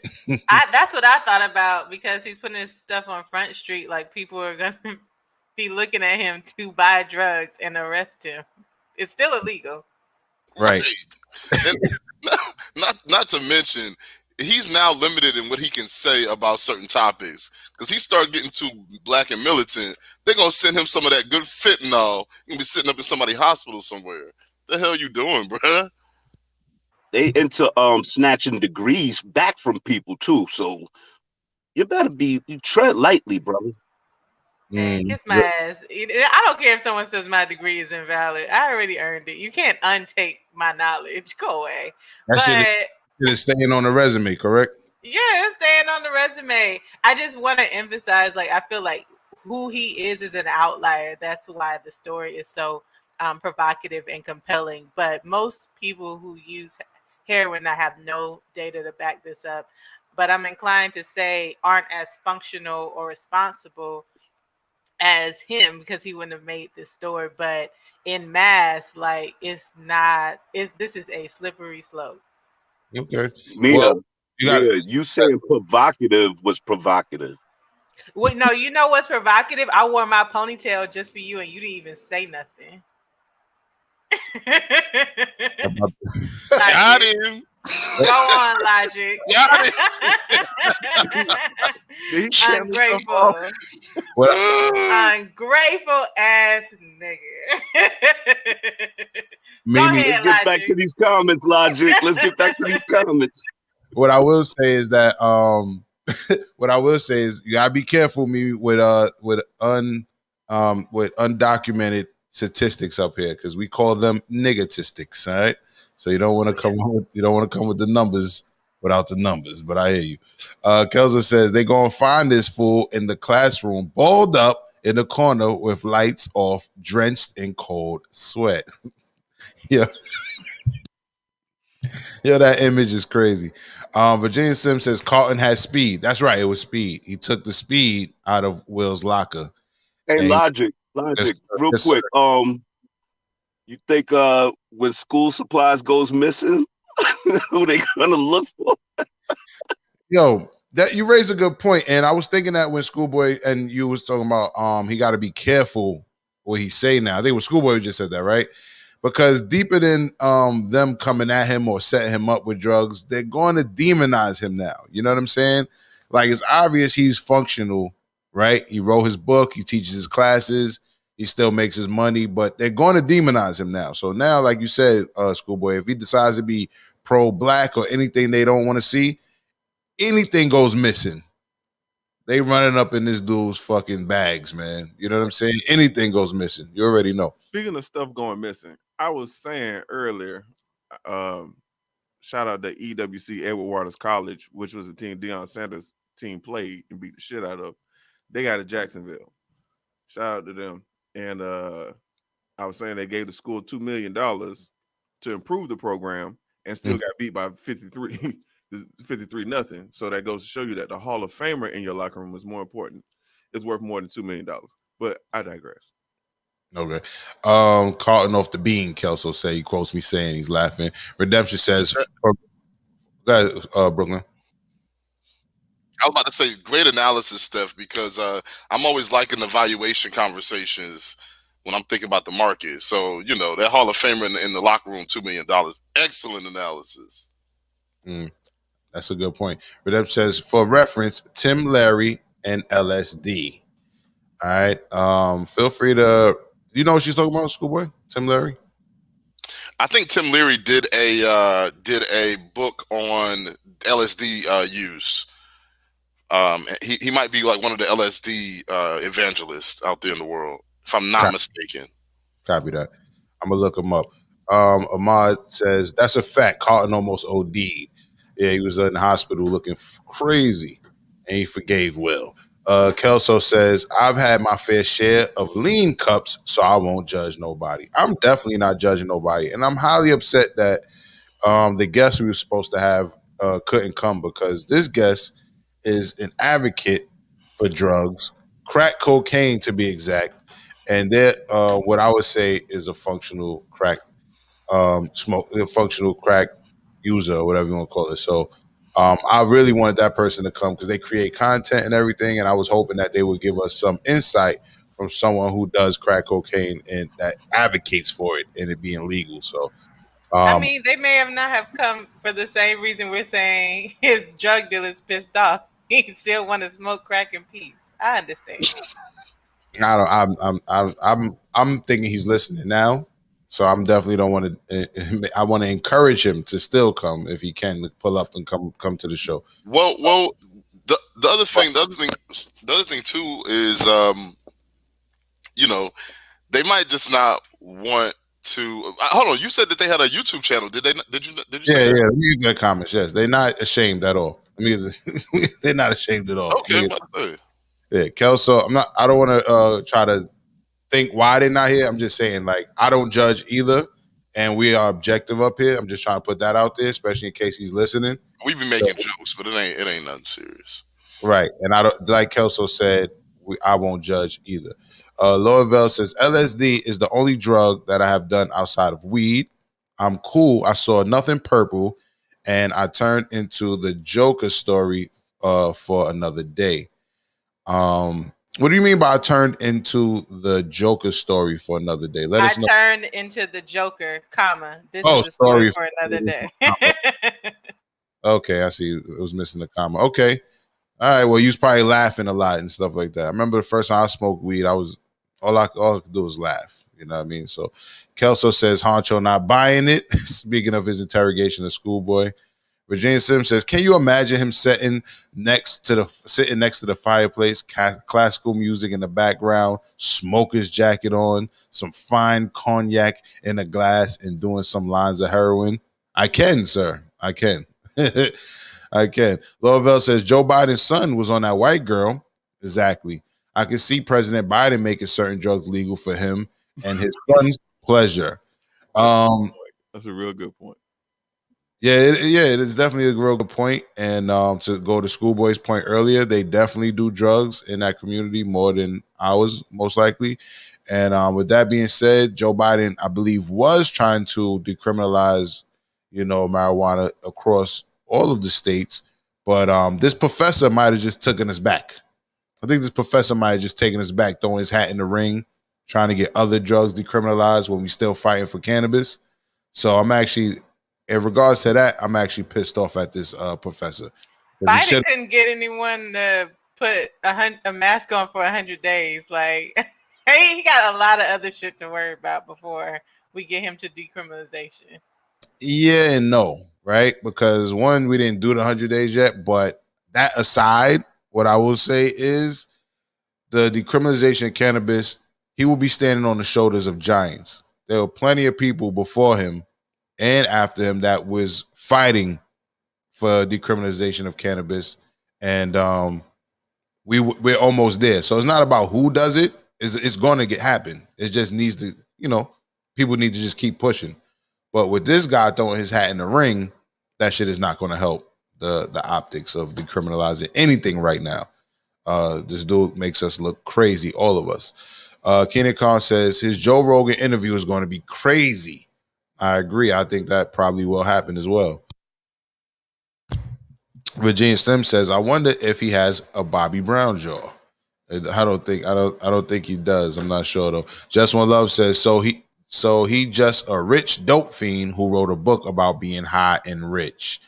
I mean, yeah, but it's not just a rich dope fiend. He's a professor, right? So the fact that he's still functional enough to teach a college class at Columbia, nevertheless, the school that Casey went to that we were talking about last week, I think it's like an Ivy League school. Actually, speaking of Casey just pulled up.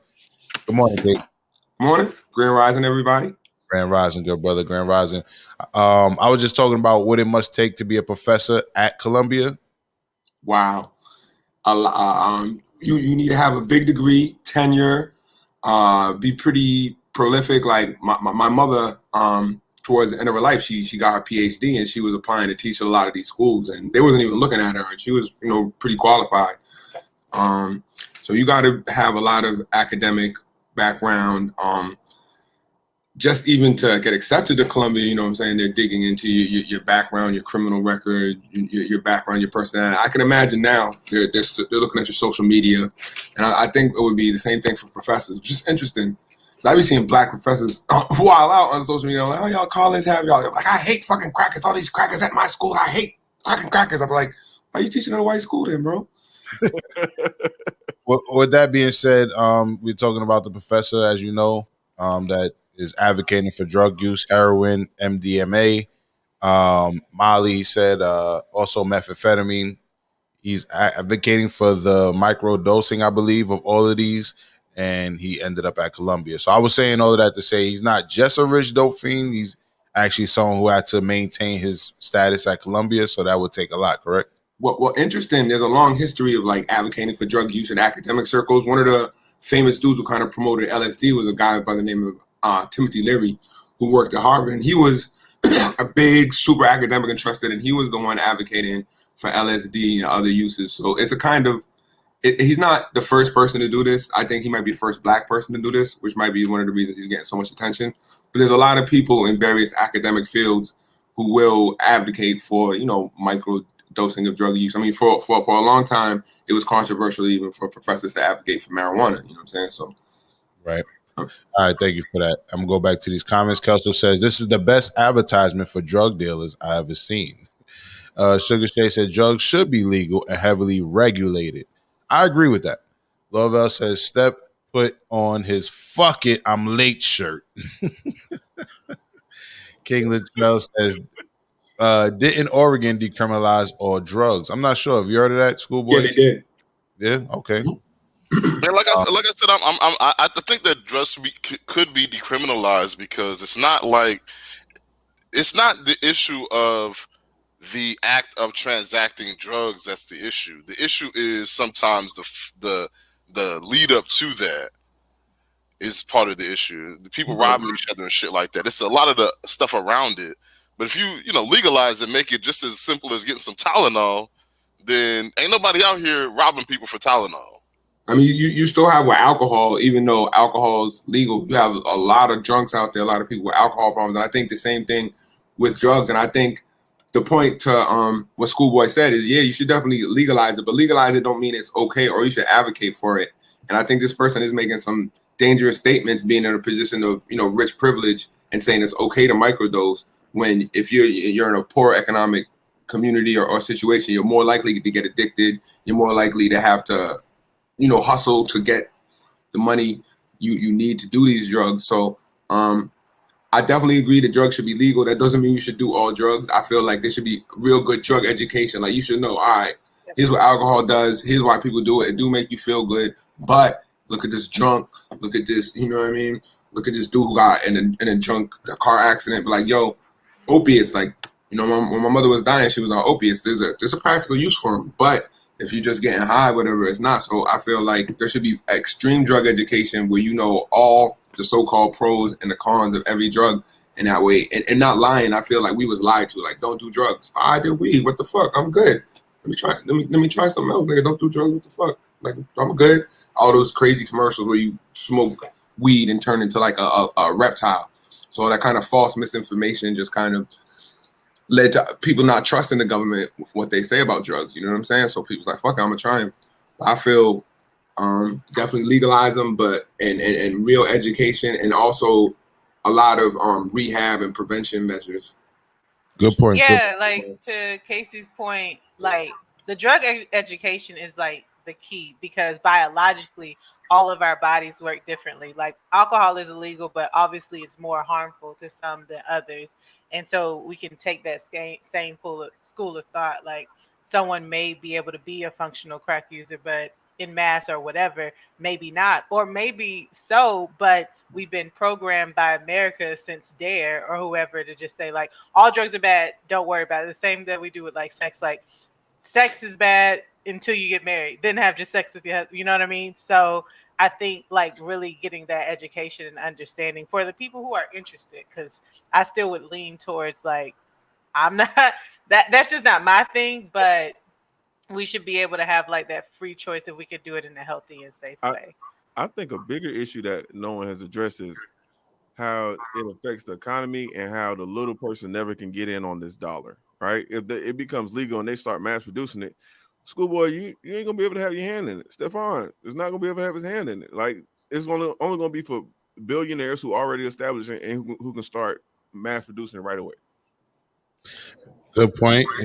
I wouldn't say it's absolute, but it's very much true in the majority of the time, right? I know from my personal experience in California, jumping in the cannabis business while I was out there, I faced a lot of, you know, I hit a lot of brick walls trying to get my product into dispensaries. And then eventually I found like a black-owned dispensary and then like more of a liberal dispensary. But there were dispensaries that were just looking at me like, man, get the fuck out of here. You know what I mean? And I knew why. You feel me? It was because I was black, even if I was patronizing that dispensary. So good point. Redemption says, book purchased. I see the reviews mentioned Timothy Leary.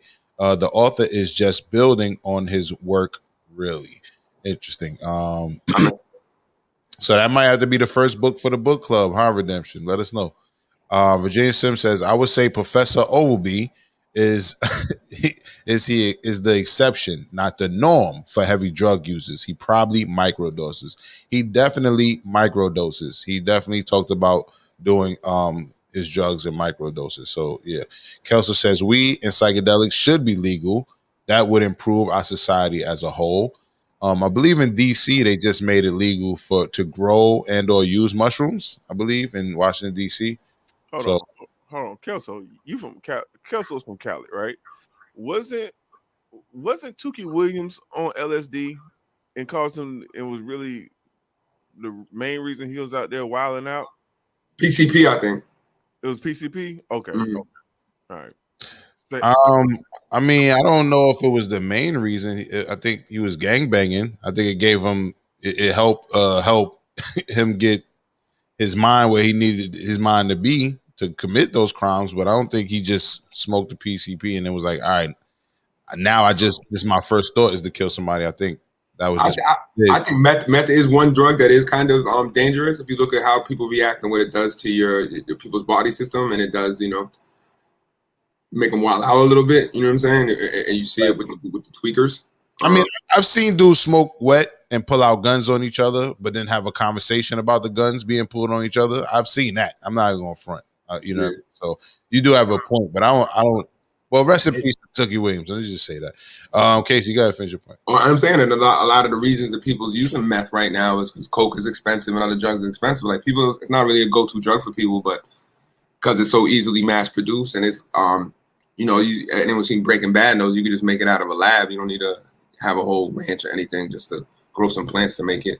So I feel meth is definitely dangerous, but I feel and part of me is thinks of like the drunk driving situation. Like you know what I mean? Like I don't care how much people drink, whatever, it don't bother me. But once you get on that road and you start risking other people's lives, so when you see I haven't had no situation. There's a lot of people tweaking out in LA, and I felt safe 100%. But I could see some certain situations where people on these drugs is volatile, and also a huge homeless population is connected to drugs. You know what I mean? People get addicted to drugs. They can't pay for their drugs. They kind of fuck up their appearance and their lifestyle. Next thing you know, they can't exist in normal society, and they become homeless. And then that's a whole extra problem going on. All right. Well, let's wrap up these comments and then we can finish this conversation. And I just wanted to say really quick, in DC, Magic Mushrooms Initiative appeared to get approved as early as November of 2020. So Magic Mushrooms in Washington, D.C. is something that seems to have gotten approved. I hear echo on, I believe, your end, Casey, so I'm just going to mute it until we start talking again. Sugar Shay says, and all the street pharmacists should be automatically hired too. And that's a good point in regards to what Steph was saying. Guys, yeah, I mean, if you look at the old alcohol business, what happened when all the bootleggers were a lot of Irish immigrants, Jewish immigrants, Italian immigrants. After the bootlegging business, ended and alcohol was made legal, prohibition ended. A lot of these Jewish gangsters, a lot of these Irish gangsters like the Kennedys, or if you look at the Jewish gangsters like the Bronfmans, they weren't legit. The Bronfmans owned Seagrams, they wanted to do Universal, so they were actually able to maneuver from the illegal world to the legal world. So I would hope there would be some positions where, African Americans who may have involved on the illegal side at a big level and have some business sense and understand the product should, and hopefully, and find a way in. And my thing is too, is like, there's always be racism opposition, but always for black people, it's always, we overcome that. So if there's racism, marijuana industry, like the tennis, I mean, look at how tennis was. Like you couldn't tell me, no, we ain't never gonna have no black tennis players like 20 years ago. So I know business is different than athletics, and there's a lot more opposition to us in terms of getting economic equality than athletic equality. You don't have no Jim Crow laws on the basketball court or the tennis court.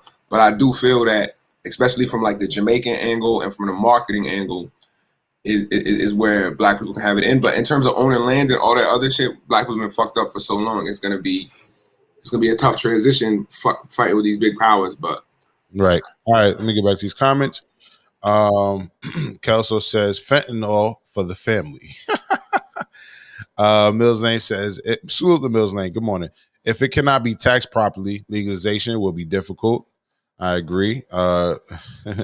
Redemption says Bobby Brown's jaw. Someone please call 911. Kelso says, make opium dens great again. Excuse me. Make opium dens great again. Keenan Khan says, how is he going to act when he gets withdrawals after 16 and can't get his next fix? Well, he claimed that the withdrawals were mild and worth it based on how he felt, how good he felt. He claimed they were mild, you know what I mean? And I think they might be mild because he microdoses. The occasional stomach rumble, you know what I'm saying, having to shit on yourself, it happens, you know what I mean? And I like I said, I think because he microdoses, it's kind of one of those scenarios where he's all right, but he just it might be mild withdrawals, and he might have something that he uses during the withdrawals. I don't know. Yo, can I recall our memory back to that video of that stripper shitting in that girl's face?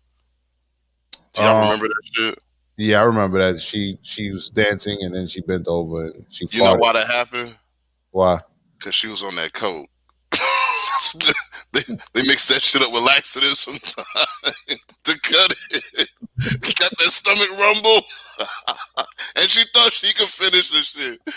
Yo, that's hilarious. My bad. All right. No, Let me please. The comments are backed up, guys. Let me get these comments. Lovell says, a known crackhead in my neighborhood broke into my mother's car to steal 2 cookies, $2 worth of change, and a bottle of water. Well, it sounds as crazy. And but I knew a dude when I was in high school who broke into somebody's home and stole a bunch of change too. So, and he wasn't on crack. You know what I mean? So, yeah, that's definitely some crackhead shit. We would say, but you can't say just because the person's on crack is why they would do that. Maybe they were just desperate. You know what I mean? So, like I said, I've seen somebody do that who wasn't using crack. So I'm guessing it's the crack. Gelso says heroin in its purest form isn't going to kill you in moderation. It's the street level heroin that's with its impurities and additives that break people down. And I thought the extra pure heroin would get you in too. But that shit too pure, that shit'll. Well, I mean, it comes from plants, correct?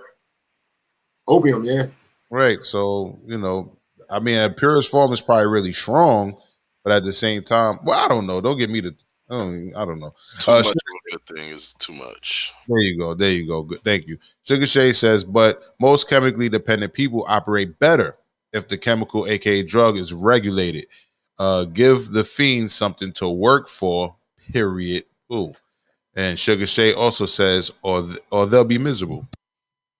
That's a good point. Virginia Sims says Miss Ravioli will rebuke this man heavily. She would definitely probably call this man Lucifer. And Ma says, yeah, real fire. He want Reggie. So I think, Brooklyn was talking earlier. I wish he was back here. He was talking about the difference between people smoking, the things with their names now versus what people used to smoke. And I think I should let everyone know that what we call Reggie was really what now we call CBD. And we call it CBD because that's the property that's in Reggie and cannabis, but it's higher in Reggie, where THC, the psychedelic part, is lower. So that's why you get more people smoking the female plants with the higher THC now. Sugar Shay says that ain't weed, real talk. It's polluted. No, it's the female plant with the higher level of THC in it. That's and those different strains do have names. Redemption says there are way too many strains out there. I feel Brooklyn on that. There are many strains out there, but break it down to indica or sativa, you know what I mean? And that's basically, what type of effect you're going for, right? So Kelso says Zaza for Yamata. And Lorville, everybody is saluting C Dot. And salute to C Dot. And Ahmad says, get your medical card, you niggas smoke polluted weed because your dealer probably laced it. Thank you, Ahmad. That's my point exactly. When you get it from the street, it's not. So another thing I learned when I was in California was that for the cannabis to make it into the dispensary, it actually has to get tested by a scientist. So when you see the number of the percentage of THC on the packet, it's not based on somebody just guesstimating, oh, I think this is a 21%, or I think this is a 31%, or whatever. It actually got tested by scientists, and it was tested for not just the THC levels and CBD levels, but impurities. And too many impurities that may come with the way they grow it will make sure they won't accept it into the dispensaries. But the weed that has a lot of impurities in it sometimes end up in the states where it's still illegal. So you really have to be careful on where you're getting your cannabis from, and that's a fact. And if you're getting cannabis from the street, it definitely should be suspect. So salute to everybody who's in a state where it's legal and can get it tested. You know what I mean? And Redemption says, Ja in the fireside chat. That's what's up. I hope that the music and the voice and everything was leveled out. Yo, let me real quick, just because of the time constraint, I think we just got to run through all the comments because they're so far backed up. Nah, I know. I'm trying, bro. Kelso says spoons, needles, and vein belts for the community. Sugar Shay says the land is dry. They're not growing marijuana too fast. In factories instead of greenhouses, street weed, dry weed factory. And Steven says P&N, pure nigga nonsense. Salute to Steven. And Kid Murray says bless up everybody. I just got out the joint a couple weeks ago. Well, welcome home, Kid Murray. Welcome home. Welcome home. And Kelso says welcome home. Exactly. Pressure says, what up? Welcome to Salute Pressure. He says, welcome back. Thank you, bro. And Pressure also says, that gets a bundle every paycheck, and that's his business. He should have kept it to himself. Legalize drugs. Well, legalize all drugs. Well, he tried to keep it to himself, but he is a professor. You know what I mean? So he wrote a book on it. So you already know. Redemption says, basically, Larry was an academician who researched LSD through personal use and with research subjects. And Pressure says Bush Jr. daughters were caught several times under the age drinking, and he dropped the beer taxes to 5%. That's interesting. And Virginia Slim says the CIA used LSD to research mind control. That's a fact. What's the name of that research again? MK Ultra. MK Ultra. Thank you. There's a good documentary on it. I'm trying to figure the name, but it's about the professor. And actually, they said he took LSD and he died. But actually, the CIA knew that he was had his research on LSD. And he was about to snitch on him, so they threw him out the window. So that caused a little bit of hysteria. But it's a really good documentary. I'm gonna Google it and find the name. I'm gonna put it in the comments, and by the end of the show, I'll bring it up again. Copy. And is that a fact, or is it just what they're alleging?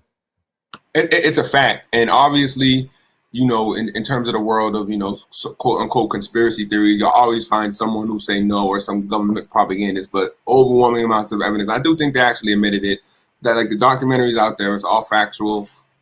There's books on it. It's, you know, I'm kind of in the world promoting my book Inside the CIA's Cigar in Jamaica. So I hear these shows on it, and it's really reputable authors talking about it. So yeah, CIA definitely experienced with LSD. There's overwhelming amounts of evidence, and that they kind of even promoted it to kind of mess with the hippie movement. Copy. Kim Murray says, I know hella functional crackheads, smart motherfuckers, but they can't put the crack down. And I was hoping to have one of them on the show today, sir. But yeah, definitely there are a lot of functional crack addicts, just like there are functional drug addicts of all the drugs. But in our community, it's harder for us to be functional and addicted. Just One Love said he's a fiend using all of them damn drugs you read. And Redemption says, thank you, Casey. Kelso says, shout out to MK Ultra and Virginia Slim. Precious says, so this dope head slid and leave him alone until he starts fucking and scratching all the time while saying, man. Well, the guy is a functional professor that we're talking about. So Just One Love says, okay, so an academic professional fiend. Ah, okay. Yeah, exactly. Yes. And President said alcoholics rob liquor stores and try to break in after hours. Good point. Kid Murray says in Canada, they have certain locations for people to shoot up safely. What's up with that? I think that's part of the decriminalization. And I also say that even in places like San Francisco, where they don't have places for them to do it safely, they do it right there on the train. Kelso says it slows down overdose deaths and spreads of disease due to shared needles. Yeah, that's why they do that. And they also hand out needles to people so they don't use the same needles, actually, even in New York.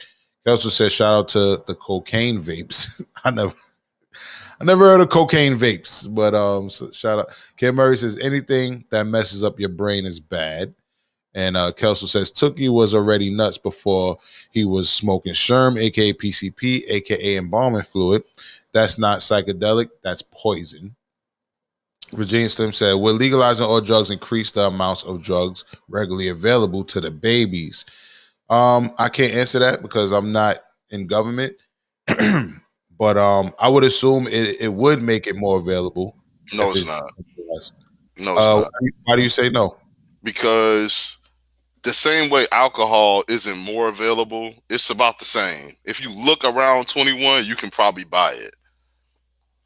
Yeah, but we don't know is if it's more available as opposed to when it was illegal because we wasn't around when it was illegal, right? But then also the other part of it is also that you're not going to see a whole lot of people buying legal drugs for minors because they're more expensive.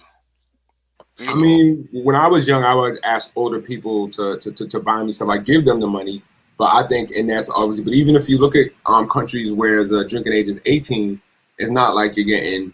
You probably have more teenage drinking in America than in other countries where the legal limit to buy alcohol is 18. So I feel eventually it's all about control because again, it's people find their parents. So if your parents are buying drugs illegally, like I found my friend's parents weed real easy. You know what I'm saying? That's how we first started getting high. We were smoking my friend's parents' weed. We were sneaking in and getting it. And I don't see how that would change. I mean, hopefully parents would have the wherewithal if they are doing these drugs to I get what you're saying. Stop doing them drugs once they're a parent, depending on the drugs, you know. But hopefully they have the wherewithal to hide these drugs from the kids. And a lot and that's a big thing people say with the edibles too, is that they look like candy. Kids roll up on them and boom. But the one thing I don't like is they talk about Halloween, kids be careful about edibles. No weed head is giving away their edibles to no kids.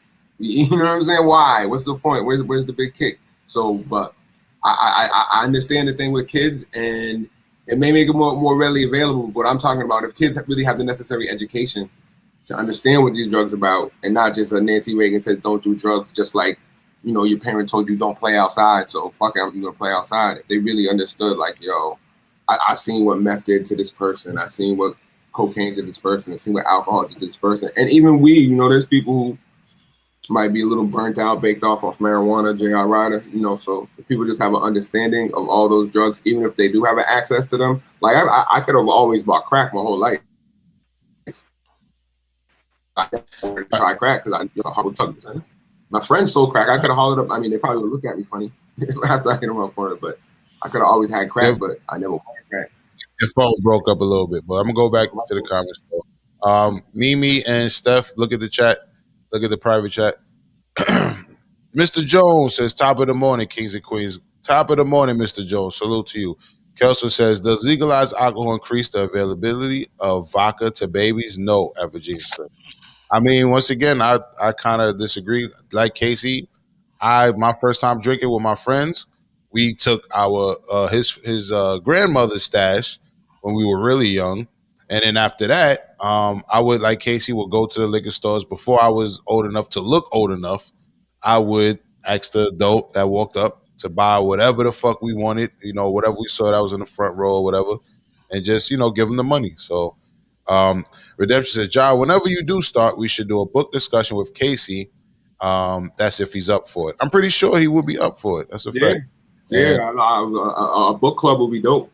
Yeah, for real. Virginia Sim says, I'm sure most of us drink or smoke underage. If the occurrence and availability of drugs increase, then there's a chance for more youth to take it. And once again, I agree with you. The United Ronin Network says, hello and good morning. Good morning, Ralph. Good morning to the United Ronin Networks, our brother network. Kelso says, those are rare cases. Most babies aren't drinking liquor or doing drugs. I started smoking really young, sir. The United Ronin Network says, and that's why I travel miles to assure myself of good cannabis. Good man. And if you don't know, check out Ralph Reads on the United Ronin Networks. He also reads books and now he reads them for you in case you don't want to read it for yourself. Definitely check out our brother network, the United Ronin Networks. Virginia Slim says, for now, Kelso. And Sugar Shay said, okay, come on. United Ronin Network says, and that's why I try. Okay, we read that. And Redemption says, my psychedelic love story is a Showtime documentary about Larry. Okay, I'm gonna check it out. Virginia Sim says, isn't that crab daddy dude a crackhead? I don't know what he uses. If he was here, we would ask him. I don't know what he uses. Kelso says LSD was given to influential members of society, mayors, senators, etc., by sex workers. They were followed by and monitored by the CIA, but it was concluded that you can't use LSD to control the mind. And that's it for the comments as of now. And it's 2 hours almost on the dot. It's a little 4 minutes over 2 hours. Does anybody have anything to say about this topic before we wrap up? Casey, you came in a little later. I came in, I think, right on time for the topic. I feel like I said before, legalize all drugs, but educate people about all drugs. I feel too, if we could build a society where people are more happy, more comfortable, more busy, more active, more motivated, I think there's less of a chance for people to find any addiction, whether it be alcohol, nicotine, cocaine. If we could just build, because if you look at a lot of other countries, they don't have drug problems like the United States of America. America has a problem, and we got to find out what this problem is. Why do we have so many people addicted to drugs? Why do we have so many homeless people? Why do we have so many people who are alcoholics? Why do we have so many people who commit suicide compared to the rest of the world? I agree. Steph, anything you want to say in closing of that subject? No. But Casey, we're on drugs and we're killing ourselves to numb ourselves from what we're experiencing here in the United States. It says it's the greatest land in the world, but there's some people who beg to differ. That's all. Okay. Schoolboy. Last thoughts on the heroin using professor. I think, drugs should be legal.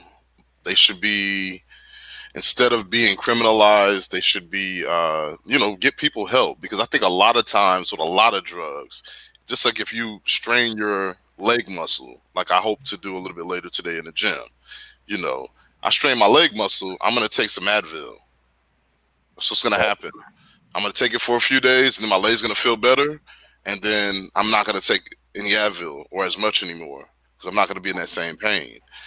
LSD or heroin or crack or cocaine, anything, if that's your drug to help you through a moment in your day, or you might have a like when I first wake up in the morning, I need my caffeine. Somebody might need a line of coke or heroin, whatever. Cool. You know what I'm saying? Like, as long as, in order for you to get the drug, and while you're using the drug, and as the effect of you using the drug, your children aren't suffering, I don't really see a problem with that. Or you're not suffering, you're not outside, out of home, et cetera, et cetera. Like, if you are handling your business, your family is straight, and you do with your discretionary income, buy some drugs, and go back to work, bruh, live your life. You probably want to get some therapy, though, and that's fine. Yeah. Redemption agrees with you, and I do too. I agree with a little bit of what everybody said on the panel. I do agree, like Steph said, we're using it to numb ourselves. I agree with Casey and the Schoolboy. I definitely think that there should be things in place if it gets decriminalized. Hopefully it does, and we can reverse some of these charges that these people went to jail, these black people in specific that went to jail for a large amount of times for a small amount of drugs. That would be definitely one pro to the decriminalization of these drugs. They're trying to do that with cannabis, but obviously more people are locked up for crack cocaine. More black people are locked up for crack cocaine and shit like that, having small amounts of it and getting large numbers, right? So I would like to see that happen. And if they decriminalize it, hopefully, people will be able to be functional and, hopefully, rehabs will be more readily available for people who can't be functional, right? But at the same time, I don't think locking people up for doing drugs is the answer. If they do a violent crime or something, trying to get the drugs or trying to get the money, then sure.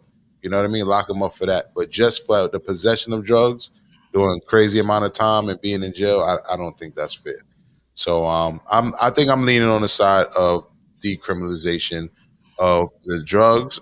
But at the same time, I'm a little mad at this professor. I'm a little mad at him, for putting a black face to heroin like that. You know what I mean? And especially someone who's in such a prestigious position. I think he could have took that position without putting his face on it like that. So what do you think about that, Casey? What do you think about what I'm saying about that? I mean, it's weird. I would like to think at the two times it's tough because we as black people have like an extra burden of representing our community. While if a white person is a drug fiend, they're like, oh, he's just white trash. But if a black person is a drug fiend, like, oh, look at black people, bro. You know what I'm saying? So, but I feel like if he has this opinion and he wants to articulate it, he should have that right. I think a lot of people in academics are so like dissociated from the black community. He might not even realize the implications of him doing it. He probably saying, "Yo, I'm the next Timothy Leary. Timothy Leary's this lit drug intellectual, and I'm next in line." Yeah. So, but unfortunately, just the stigmas of the media in our community. Anytime a black person does something, it's representative of the whole community. Anytime a white person does something, it's outside of their community. It's just a wild accident that happened. That's right. Kelso say he itching. Kelso say he itching to get fired, bro. That's what I think. You know what I mean? He definitely trying to get fired, but he definitely making us look crazy. It's Black History Month, and this dude is being idolized as someone who. I'm sorry. You saying that? Nah, go ahead, schoolboy. Go ahead. I was just gonna say he's selling that book. That's what he's really doing. If they fire him, he's gonna sell more books. If they don't fire him, he's gonna sell more books. And off the fact, Timothy Leary was never fired. So if he is fired, he'd be like, "Yo, what about this druggie over here?" And start ranting on all the druggie professors like, "Yo, you fired me, but I'm black. But this nigga smoked crack in the bathroom before physics. This dude over here, you know what I mean? The president over here, I did a line with him."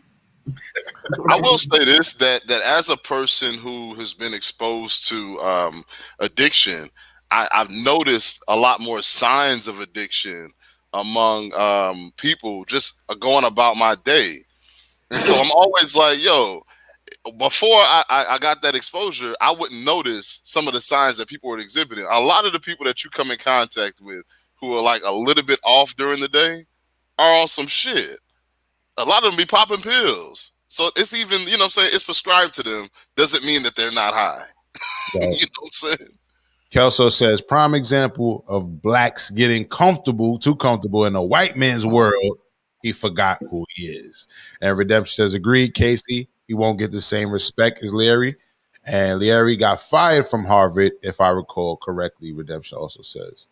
So thank you for that, Redemption. And yes, we will start this book club soon. We will start with Casey's book, but we're going to have to read this man's book. This guy makes heroin sound so romantic. All right. He said, I don't know. You missed it, Casey. The dude say he doesn't line by the fireplace. He had bars. So with that being said, I want to salute to everyone who pulled up in the chat. Salute to my co-host, Schoolboy, Mimi F. Baby, Casey Gaines, StepGotJokes, our special guest host for the day who pulled up earlier, Brooklyn Honcho. We appreciate you all. I appreciate everybody that was in the chat. And you already know what time it is. Time to get to a few tunes to start your day off right. And this has been the Morning Rant.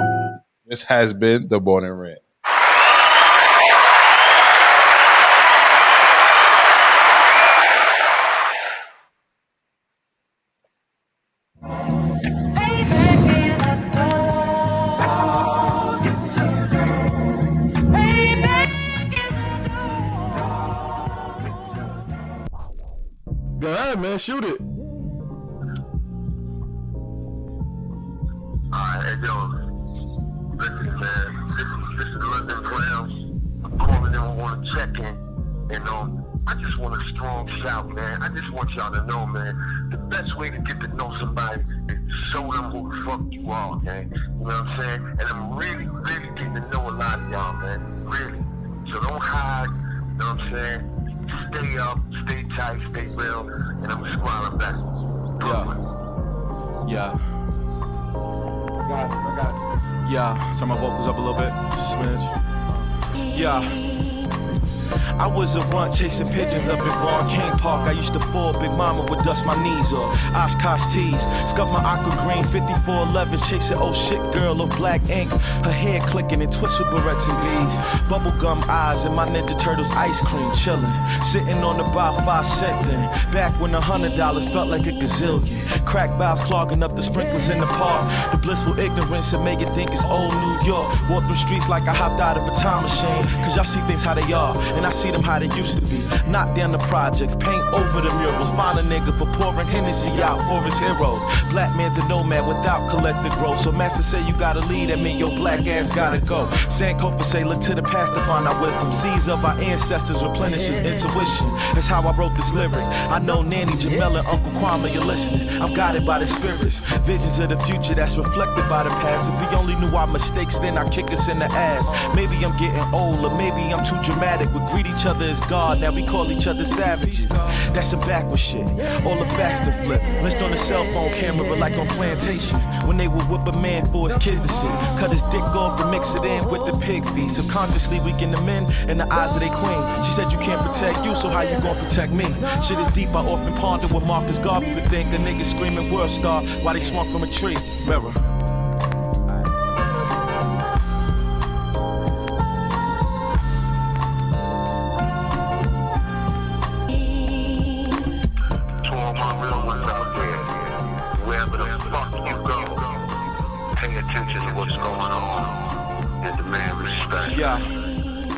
Uncles was all God body. Had names like Infinite, True God, Saladin, and Born Knowledge.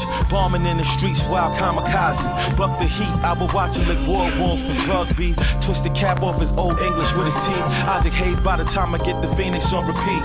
Uncle Pop, Coney Island legend, Bing Monster, Black Panther 97, went to war with the Aryans. Killed the chicken with his bare hands, plucked it and balked it. Defeat the famine, he was only 11 then. Man before his time, dunked the ball when he was barely 5'9". All city in 3 sports, but MVP with the 9. Rob the corner store, take the surveillance tape. We would watch it in my crib like NBA players on game days. Sunday when you got knocked, I remember how much I cried. You home now, I'm still writing this with tears in my eyes. Cause you my idol, no words define your legacy. You taught me to see the best in me. Swaggy like my Uncle Flex, articulate goon. How many gangsters in BK came through Big Bro game room? I was still your wallabies, they was too large for my feet. Guess leathers are icebergs like I worked at S&D. Knuckle game legendary from Allenwood to Danbury. Cheesecakes from scratch, flash cash cause it's necessary. See so much of you in Heron and Glow. And all our issues killing me, I just thought you should know. There's growing pains and I know there's nothing that you don't know. But I still gotta be me, gotta follow my soul. Scratch that, my Uncle Mark, my heart, the reason I started rapping. I was a baby, he would let me take vinyls and scratch him. Brownsville warrior, hustles, he ran through all of them. Plate in his head, bullet fragments still in his abdomen. A true survivor, few was liver. Koki, my little brother, forever I got him. I could go on and on, but my words too strong for this song. Thought I should look away, but I'm caught up staring too long in black mirrors. I want everybody to know this is King Sean Go. I'm the uncle of Pop, known as Esquire. And I want you to know that I'm the fish king. You cannot drown a fish. And no matter what you do in this world, there will always be thunder and lightning. And we always hit our target. Maybe not every time, but when we do hit, we hit with both barrels. And we're gonna keep gouging till the last child on earth. Ashe. Ashe. I like that. That was good. That was good.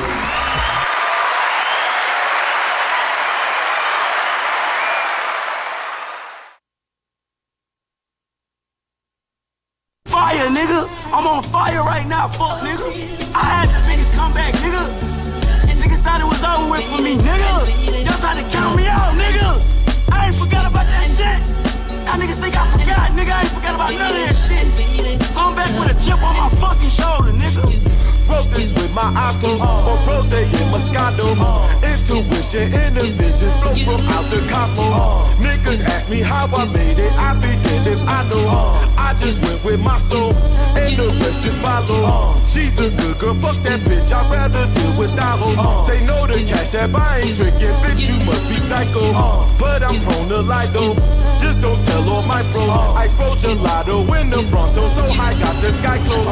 Damn, it's raining, grab my cane and pass my Prada poncho. The boots was leather with the tattoos, those the Randy Machos. Goggles, Ferragamo, condos big as Costco. I popped the rhino, then she swallowed like it's Mr. Sacco. Mirror, mirror, who's the illest? Please don't tell me I know. Mirror, mirror, who's the realest? Wait, don't tell me I know. Mirror, mirror, who's the rarest? Please don't tell me I know. Modern life like like Rocco, but I still pray to Shango.